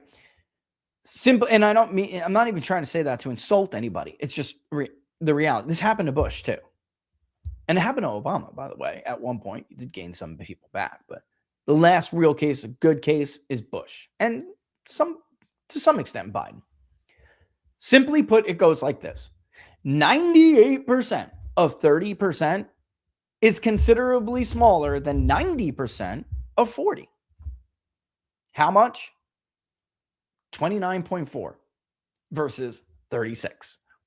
That's an entire election. It's a wipeout. That's a landslide waiting to happen. A 7-point loss like that in national support. But it deceptively looks like unity in the polls. And when people who don't know what they're talking about, like Laura Ingraham, try to have these like propaganda sessions on Fox News at night to convince the boomers that everything is well. Everything is not well. In reality, like I said, it deceptively looks like unity, but in reality, it's the result of fracture and shrinkage in the base. Funny word, he said shrinkage. Yes, I said shrinkage, and I picked it on purpose. Before the Iran war, President Trump's coalition had already shrunk by about approximately 18%. And I say approximately because I went back, been doing this. Some days, some months, some weeks and months, it's 22. Some weeks and months, it's 16. Right? But the mean is 18%. Average is not really the better way to put it. The mean is 18%. And that shrinkage began, as you guys know, largely with the trouble over how he handled the Epstein files. And actually, do I have this chart that I could show you as we go along? Like I said, I changed the name of it. Some people said I was being insensitive. So like I changed the name of it to Trump's approval rating trend by key events. So I didn't like offend anybody. Because I guess like, in this case, offending people is not going to, get people to listen. Blah, blah, blah. So here it is. And I made this chart, with hoping that we could help people understand this. But let me go back. This started with his trouble mishandling the Epstein situation last spring, which you can see on this chart. Right there. It hurt him particularly among voters who are below the age of 45 years old. All right. So people are like, nobody says the Epstein. Yes, they do. And one of the main groups that had a problem with it first were young women voters who you would never think would vote for a Republican presidential candidate, but in fact did and voted for Donald Trump. You might remember me making this huge thing over how female voters were like anywhere between D+2 to R+2, and that we had not seen this in American politics since the 1988 election with George Herbert Walker Bush, where he lost females overall by just 2 points. And he won 400 plus electoral votes, but he didn't win females, but he lost them by only 2 points. And then some of the polls, Trump was doing so well with women, you would have to go back to 1984 or 1980 when Reagan actually won them. But these women were the first, and they were younger. The younger, the sooner they cracked, the sooner they left. And by the way, you may remember the chart, our swing chart from November 2024 to February 18th, where Trump's approval went. All right. So anyway, we start to see that fracture, that fissure in his coalition from 24 over the Epstein situation. He then goes and tweets out, you know what? If you have a problem with the Epstein files, I don't want your support anymore. The major mistake. All right. Then it accelerates towards the summer after the bombing of Iran, which starts to really break off men, especially men under 50. It worsened as the conflict in the region derailed their domestic agenda altogether. I mean, again, this is like demonstrably true. You can go look at the very public White House schedule, and you will see for 6 weeks it was nothing but Iran, like nothing but Iran. Wailing at walls. I yelled at the vice president publicly on X. He then calls and is like, WTF, bro? Why are you doing that to me? I'm like, come home. Look at your numbers. And I, in fact, did say, if you drop those bombs, your approval rating will never be negative again. I mean, never be positive again until we get it, like leading up into the midterms. Like, it's over. And then you'll get crushed in the midterms. And here we are. The largest decline in people who identify as MAGA, because this is the second part that really, really matters. When we interview these people, we know they identified as MAGA before, and now they do not. They will identify as an independent, or they will say they're still a Republican, but they're not sure what they are. That's why you're seeing these solidified numbers with America First. The only ones who are still around okay. Before this, this is a great way to put it. I don't know why I didn't think of this until now. Before this, if we could think of one person who represented the coalition that said, I'm America First, it would be Charlie Kirk. If we could think of one person who, when a pollster is interviewing these voters, are still saying, I'm MAGA, I'm America First, it's Ben Shapiro. Does it make sense? And by the way, there's a lot fewer people standing behind Ben Shapiro now saying I'm MAGA than there were standing behind Charlie Kirk when he was saying I'm America First. You get it?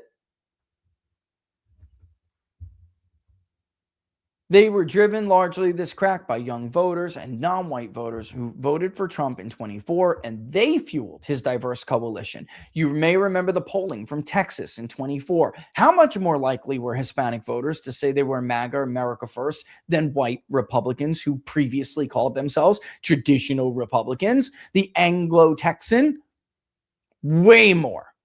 52% of white Texas Republicans said, I'm MAGA. 70% of Hispanic Republicans said, I'm MAGA. Those Hispanics are gone now. The working class whites who said, I'm MAGA, they're gone now. So much of them, I'm generalizing and saying they. Are all of them? Of course not. How much? Enough for me to just generalize. And let me just say this to all the media requests I got yesterday, including one from, I kid you not, an Israeli media outlet who were calling these people Isn't it just that the isolationists are gone? They were not isolationists. They just see their own economic challenges and our own as a country, our challenges at home, as a greater threat to them and our country than Iran or the Middle East for that matter. They were very clear. They were ignored, and now here we are. But understand this. MAGA's not united. MAGA shrunk. MAGA went from being a behemoth of a coalition. The most impressive, honestly, guys, I'm not going to kid you. It was like my white whale. Black Republicans were unicorns until 2024. Something we all wish existed, but never really did. The idea that we could ever see a Republican presidential candidate get in the mid-40s with Hispanic voters, unicorns, until 2024. The fact that we would ever do that much better with educated women, unicorn. And by the way, Donald Trump only did that much better with educated women, not because he changed their minds from 2020. Did he change some? Sure. Mostly 80s babies, by the way, millennials and Generation X. Unfortunately, he didn't govern for those people. But most of the shift came from generating new voters into the electorate. And they called themselves MAGA. And now they're gone. That's the truth. Not Laura Ingraham and her cute little Fox at BoomerCon segments. That's adorable, Laura, but that will not save you in November. All right, it's 2:32. Let's quickly go over this jobs report. I mean, we could the economic news really quickly. It would actually probably, instead of going over the jobs report, unless I absolutely have to, I think it's actually better to just show the Econo Day calendar. I love Econo Day. If you guys don't use them, you don't even have to subscribe to them. Although if you do, it's not cheap. If you do, it's awesome. And you'll get some really cool stuff. But I personally don't look at the calendars from like just the Wall Street Journal and others. They give single forecast comparisons. I'm not a fan of that. Never was. One of the things we did at People's Pundit Daily was aggregate economic forecasts for economic indicators, the biggies. And we thought that that was a much better way to tell you how the economy was performing up against expectations. Now, Econo Day, since we took a seat out of this thing, Econo Day does this even better. The relative performance index is actually really cool. Okay, this is not good. Obviously, the employment situation report, which is really what it's called, the monthly jobs report, is referred to by the Bureau of Labor Statistics as the employment situation report. I have criticized this report. I have criticized the people who handle this report. Here's a great example. I don't know why Donald Trump hasn't pulled the contract from these people already. Don't give it to Morning Consult or somebody like that. They don't know what the hell they're doing. Anyway, any event, I'm going to leave that there. The forecasts range from a low of 35,000 to a high of 125,000 new non-farm payrolls for the month over month. Prior was 130. That was revised down by 4,000 jobs to 126. So basically, what does this mean? The consensus forecast was for 60,000 for job growth to, non-farm payrolls to expand by 60,000. It declined. It shrunk. We lost 92,000 jobs in February, which essentially wipes away all of the prior revised gains from the month before. Joe Biden's last year in office already showed tepid growth that was slowing, but at least it's over 1 million. Donald Trump, if you compare the first year with the last year of Biden, there's the Democratic talking point. All right. And it's one that's much more solid than Joe Biden when he was comparing Trump's final year with his first year. That was total horseshit. Total horseshit. Trump's first administration was the greatest job generating administration in my lifetime, since I was too young to remember when Reagan had back-to-back nearly 1 million months of job creation. It was incredible. But it is not. It is important. But it's honest for us to admit this is not Trump's first administration. And truth be told, he should have been better at managing expectations. That's what people expected. They thought, well, I'm going to snap my fingers. We're going to get Donald Trump back. And with it, we'll get back the pre-COVID economy. That was not fair to expect from Donald Trump. But if they had a competent war room at the White House, they would have managed those expectations better. But alas, they do not. So they're here. The unemployment rate did tick up 1/10 of a percentage point. They always say largely unchanged. It's all largely unchanged until it's a freaking trend. It ticked up 4.4%. That's not nothing. Range was 4.3 to 4.4. The consensus was 4.4. And now here we are. David, I'm on the phone, homeboy. What the hell? I'm on the show. What are you doing, brother? Manufacturing lost another 12,000 jobs. We did have a month of gains last month. It was only 5,000. That has more than wiped that away. Here's the deal. It's something I want to address for people who are like, this is a transformation and just stick tight. That's bullshit. In the first Trump administration, we were seeing a labor market that was transforming into something way better than it was under Barack Obama. It was under Barack Obama completely reliant on a service sector economy, and, construction, trade, manufacturing, all of that suffered badly. Under Trump, it exploded. We were seeing manufacturing, biggest numbers we've seen since the Bill Clinton days.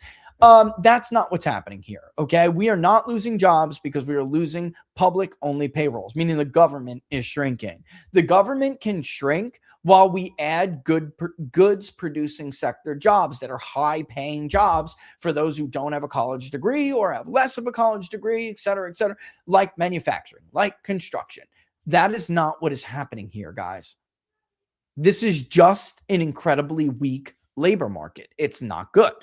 Labor force participation under Trump 1.0, one of the greatest things is that we saw participation rates increase while unemployment rate fell. Why? Because that's a methodological gimmick. If people leave the labor force, the unemployment rate can fall and make it look like it is doing better than it actually is. If more people enter it, the unemployment rate can rise, and it makes it look like the unemployment rate is increasing. It's a methodological gimmick with how they conduct the monthly employment situation. When participation is rising, and 63 is a critical level, when it is rising and unemployment is falling, that is when, especially when weekly jobless claims are 200,000 or less, that is when you know you have an extremely tight labor market. I can show you right now.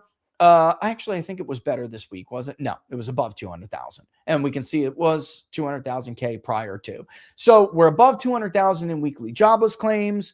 We are declining in employment, in labor force participation. The employment to population ratio, which is less cited than labor force participation, but arguably more important, by the way, also is headed in the wrong direction. That it's not, this is a weak labor market, period. End of story.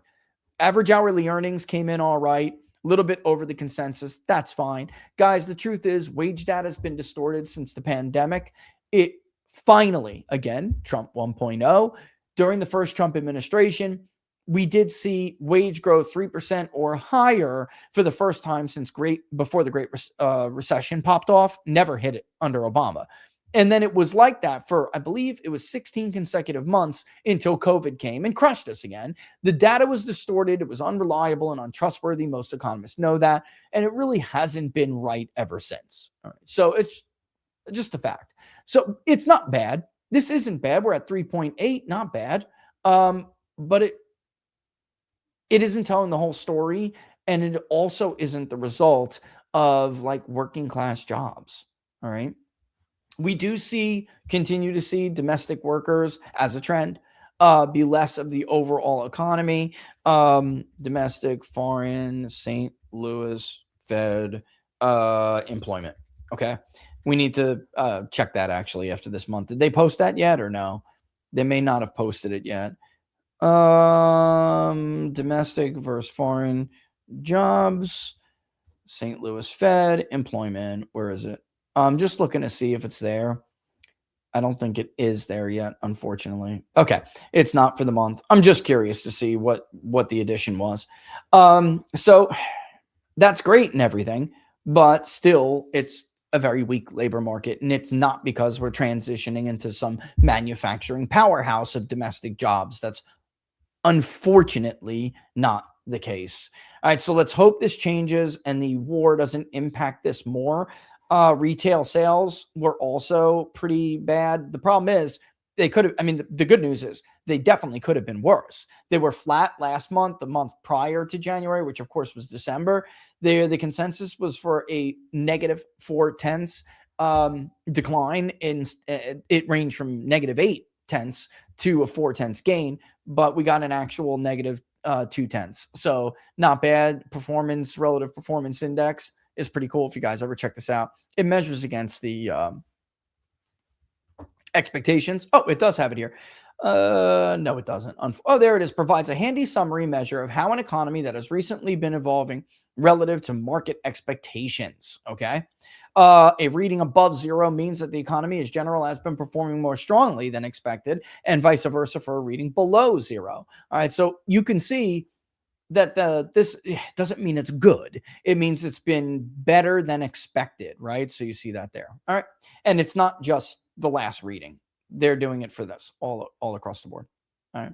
The outperformance here was about 24 bits, right? Yeah, that actually makes sense. It does. Okay. Pretty cool. I like it. Really do. Curious about the Baker's user rig count. That's not bad. Prior 764 to 756. Baker use rig count tracks operational rigs. All right. Rigs that are not active are not counted. It's pretty neat. And business inventories I didn't see before we went on live. 1/10. That beats expectations. Still very small. Edges up, but at least they're not flat. Well, you need businesses to build up their inventories because it means they expect obviously commerce. And if they don't build up steadily, sometimes they can overheat, and then that's not good. It was so funny during the first Trump administration, they would always come in super heated, and every month everyone would be like, well, we can expect next month for them to back off. And they didn't. And they didn't, because it was just heated and heated and heated, spending, and it kept pace with itself, which was amazing. It was great. It was great. But we hadn't seen that forever. So we were constantly, like, the economists who would comment on this stuff would constantly be like, whoa, that's a little bit overheated, and businesses will scale back next month. And they just never did. They never did. It was great until COVID. Right. So let's hope the economic news. This is another reason why the speedier the end to Iran, the better. Let's hope the economic news is not negatively impacted. Guys, the straits are basically closed. 10 barrels of oil, 10 tankers have been sunk. Liquefied natural gas. I believe the cost of moving liquefied natural gas through the straits is now increased by 750%. I mean, this is the longer this goes on, right now we've had some, a grace period, let's call it. But gas is already climbing. It is. I went and looked at a place in Texas earlier that I care about. I track, weekly gas prices. I went and looked at a place in Texas that has some predictive value, at least anyway, or at least it'll tell you which way certain areas of the country are going. Sorry if you're in California. But anyway, it's above $3 a gallon now at the pump in this area of Texas for the first time, I believe, since the recession. So it's, and I don't mean COVID's recession. So let's hope this, whatever happens, and of course you want a positive outcome for the United States, the sooner the better. The best thing, I will renew this call. The best thing for Donald Trump to do is to declare victory, take the W. We killed the Ayatollah. You're welcome. We're out. And that's it.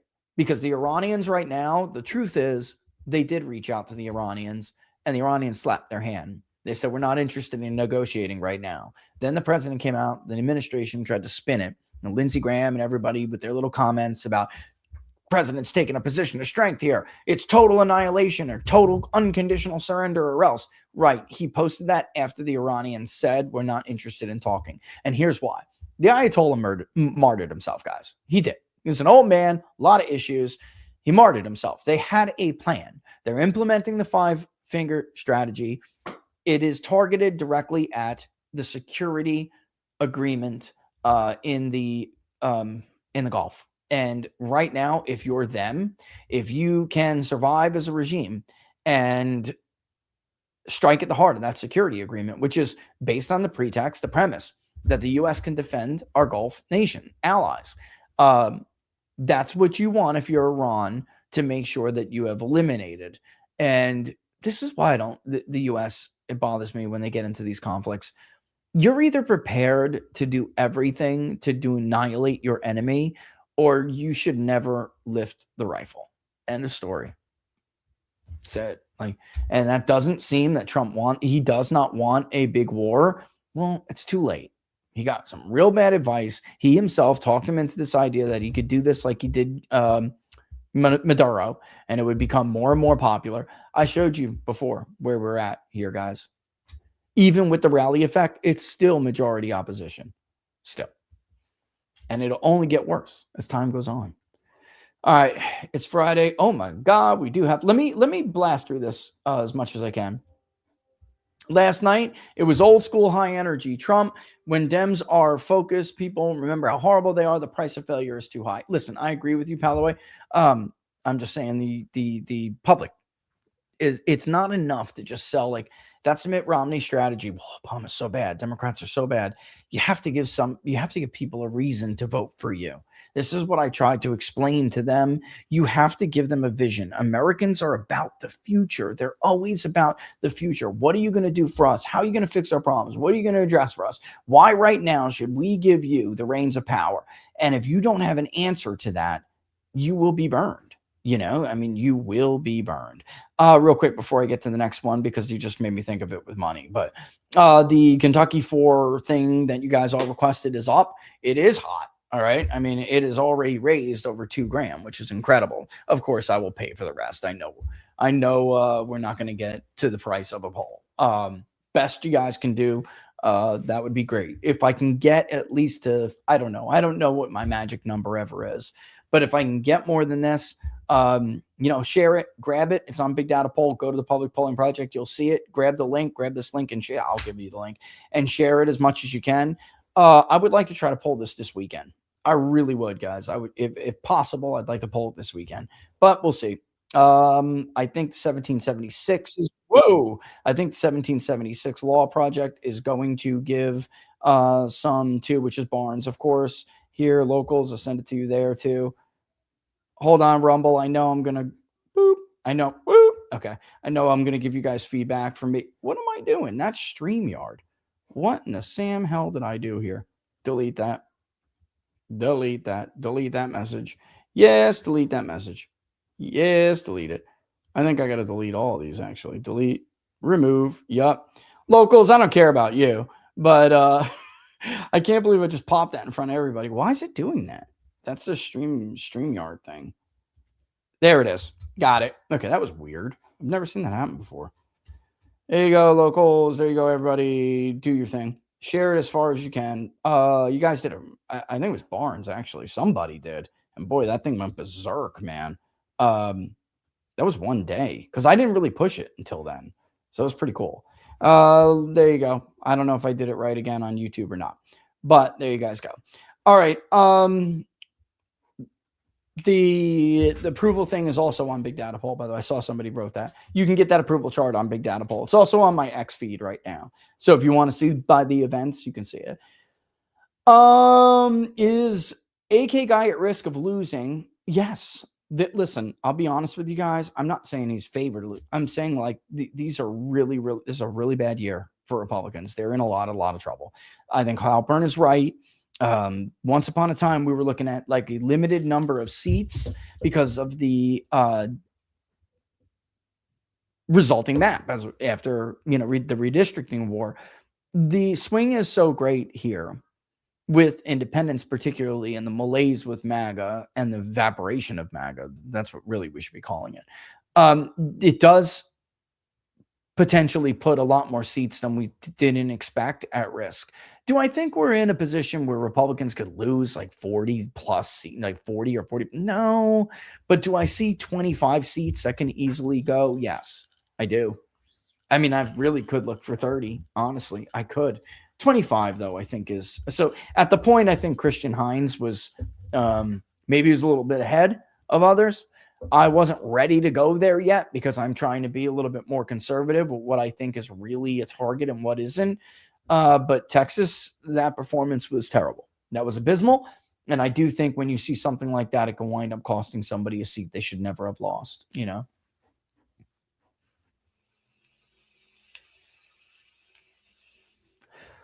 Oh, I saw the second part of your comment. Yes. This is Jillian. Here's something that I think everyone should understand. You're looking at Trump's performance and you're looking at even Republican performances when Trump's on the ballot or recently. You can't do that. Republicans suck.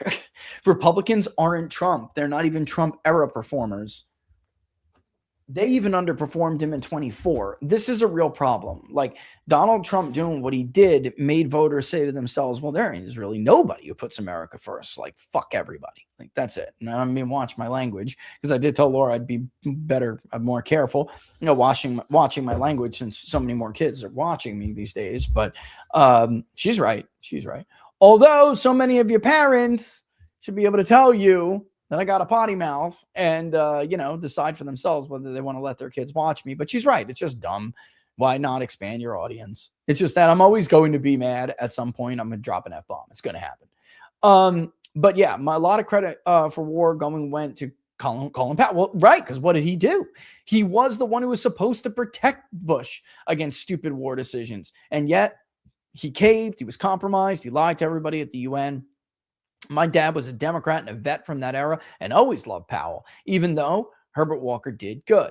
Yet, guys, remember, Powell was considered to be a dark horse and a threat in 2000. He decided not to run against Bush because of his father, reverence for his father if his kid was running. You remember that? By the way, the whole entire Bush family wanted Jeb to run and be president, not George. George was the black sheep. Nobody even wanted it. When he said, I'm going to run for president, the whole family was like, you're joking, right, George? That's how dumb these elitists are.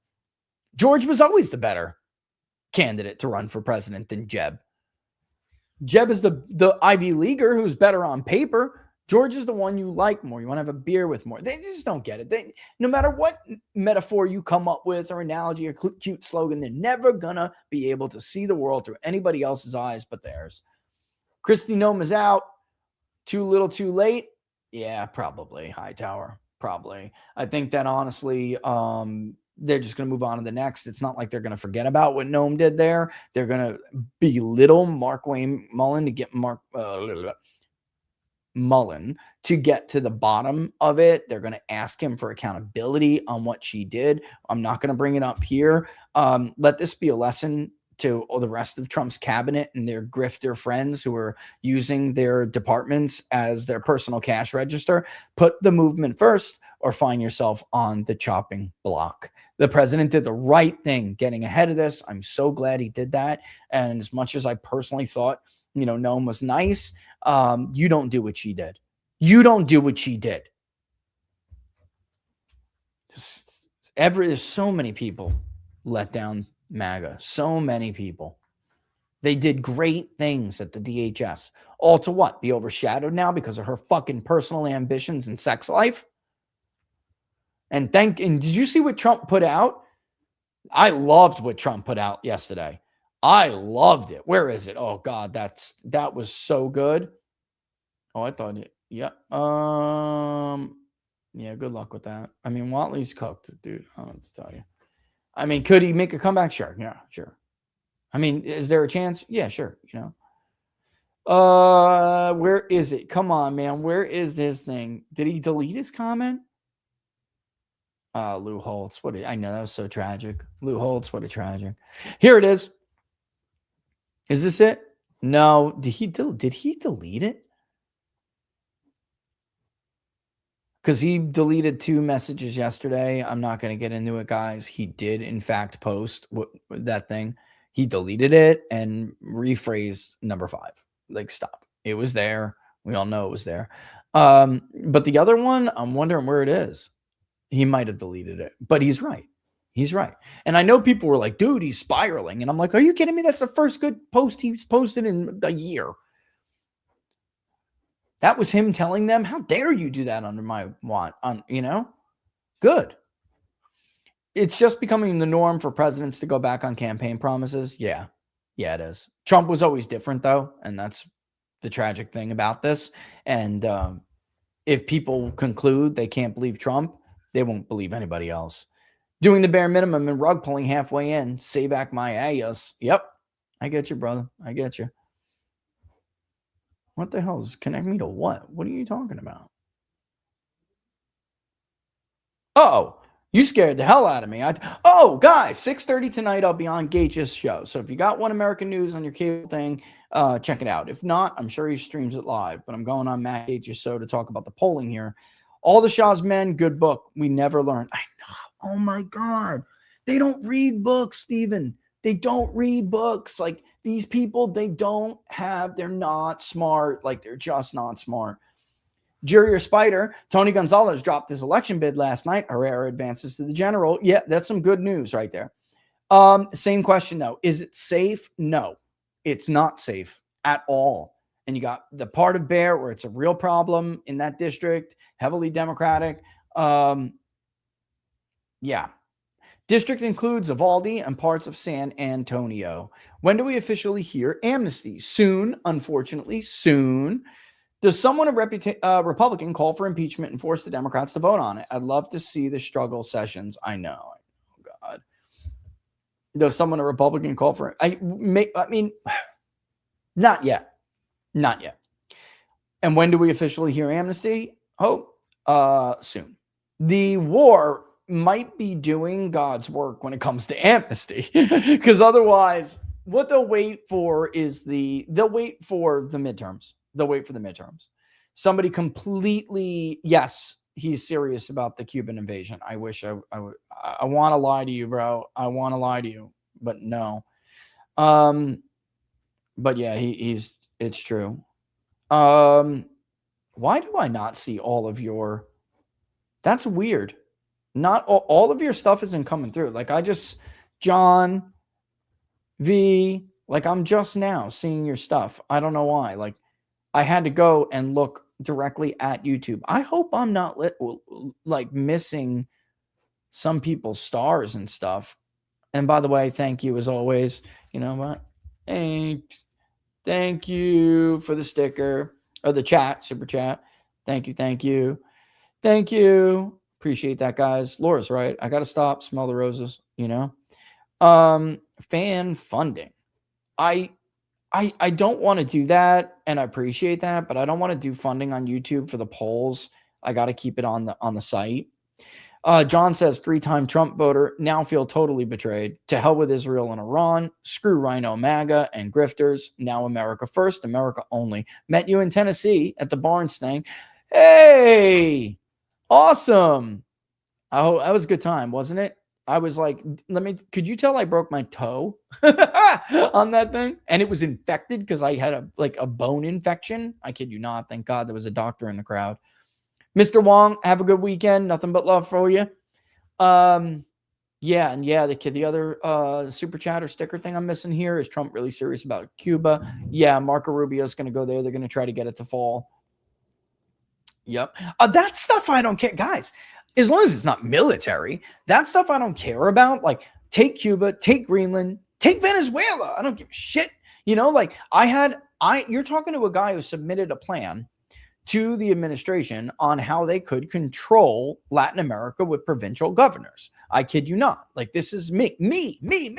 That's personally what I support. What I support is different than what I'm telling you voters support. You know, my polling work and what I think, two totally different things. Personally, what I think. Although, it doesn't mean I can't agree with voters. Often voters convince me to change my views, actually. But personally, I think we should take everything from Latin America. Oil, gold, everything. We have $40 trillion in debt. We have no hope to pay it off.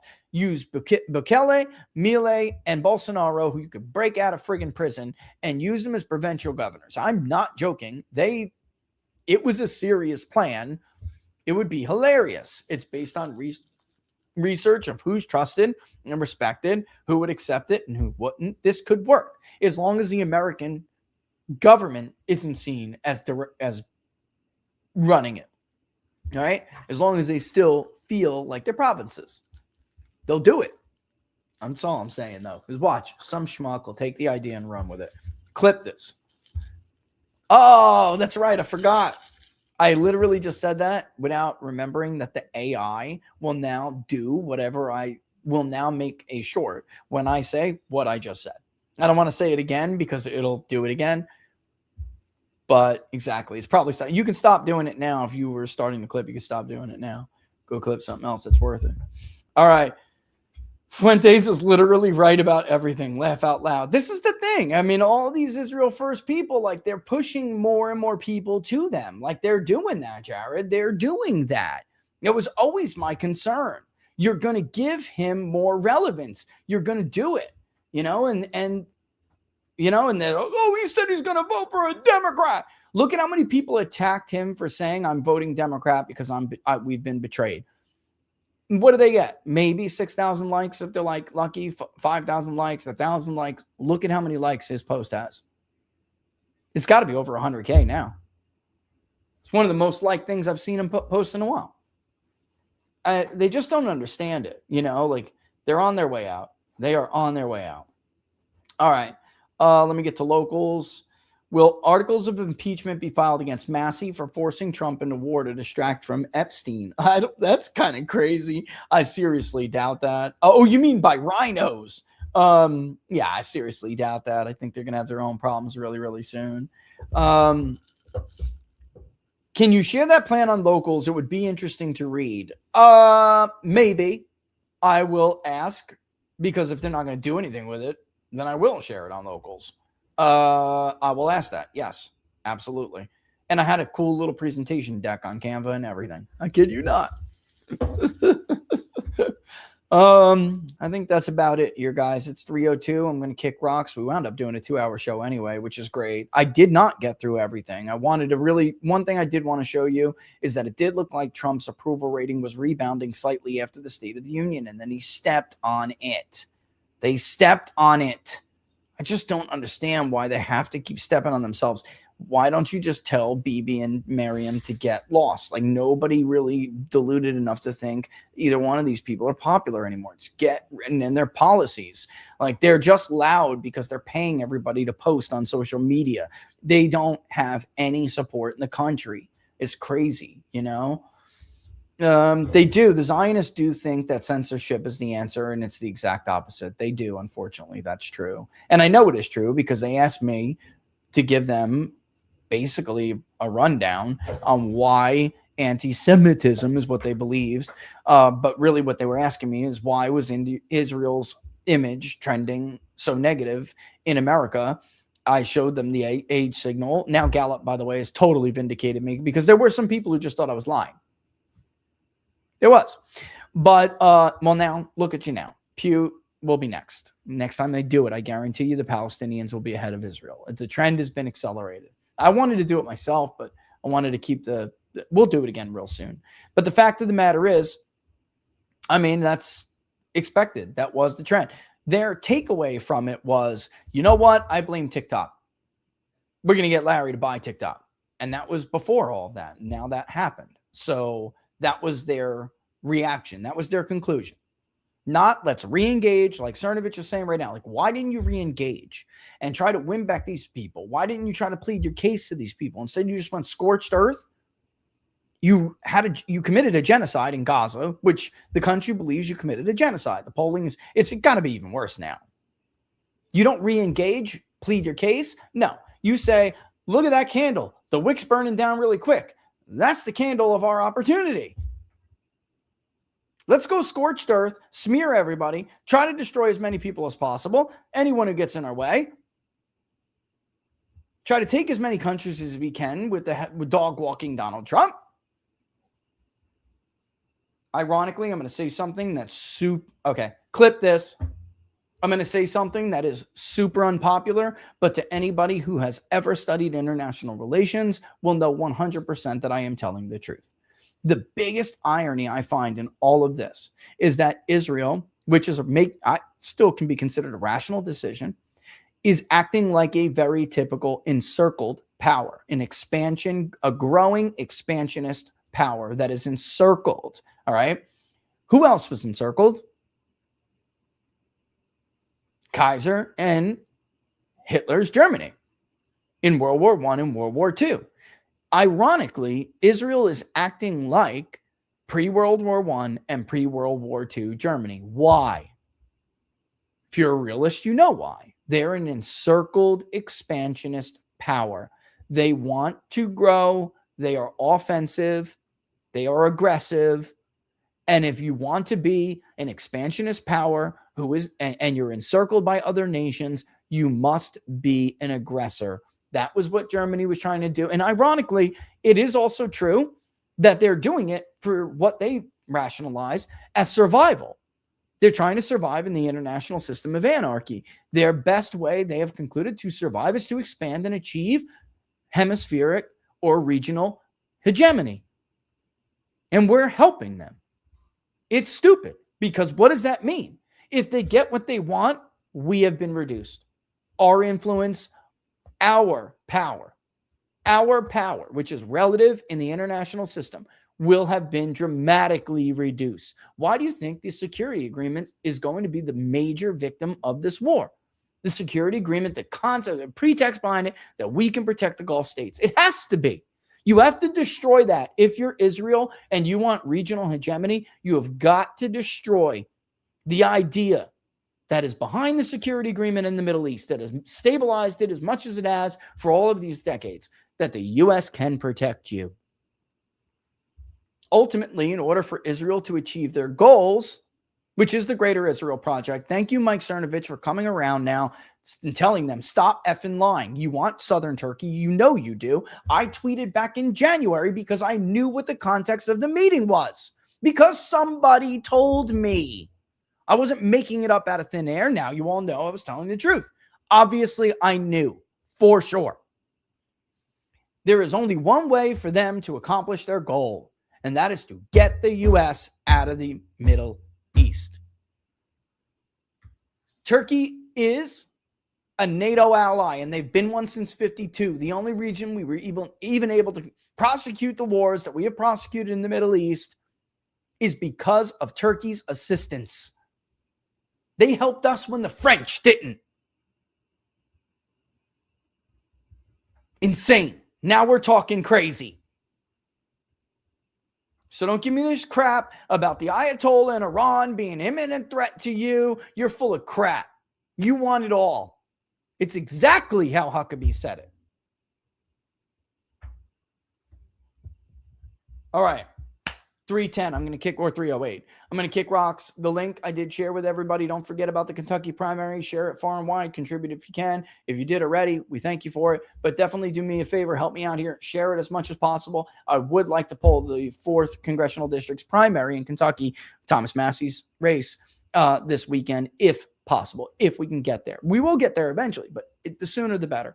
And of course, don't forget, we're everywhere. New Instagram, peoples_pundit on Instagram. If you look it up, it's in the description of the video. Don't forget to follow my new gram. It is pathetic with a few hundred followers. All right. Nothing like my other social media. We got to boost this up. This is just embarrassing me in front of my daughter. All right. Let's go. But of course, the best place to follow is on Locals. peoplespundit.locals.com. peoplespundit.locals.com. I do intend to do a book club Sunday. I don't know what time the girls will be back, and that may dictate it. Maybe I can move it around a little bit. All right, let's stay in touch on this, Locals. I don't want to miss another book club. There's too much going on in the world. Plus, I'll have more to sneak peek for you. All right, I got to get out of here. I got to go bug Dynata to get my market site fixed because I have cross tabulations to make. So nothing but love for you. Thanks for watching as always, and thank you for all of your support through all of this crazy time. I love you for it. I'll see you soon, guys. Have a good rest of your week. Don't forget to have a good weekend and enjoy real world things. Not just success over wars and bad news, you know. Deuces!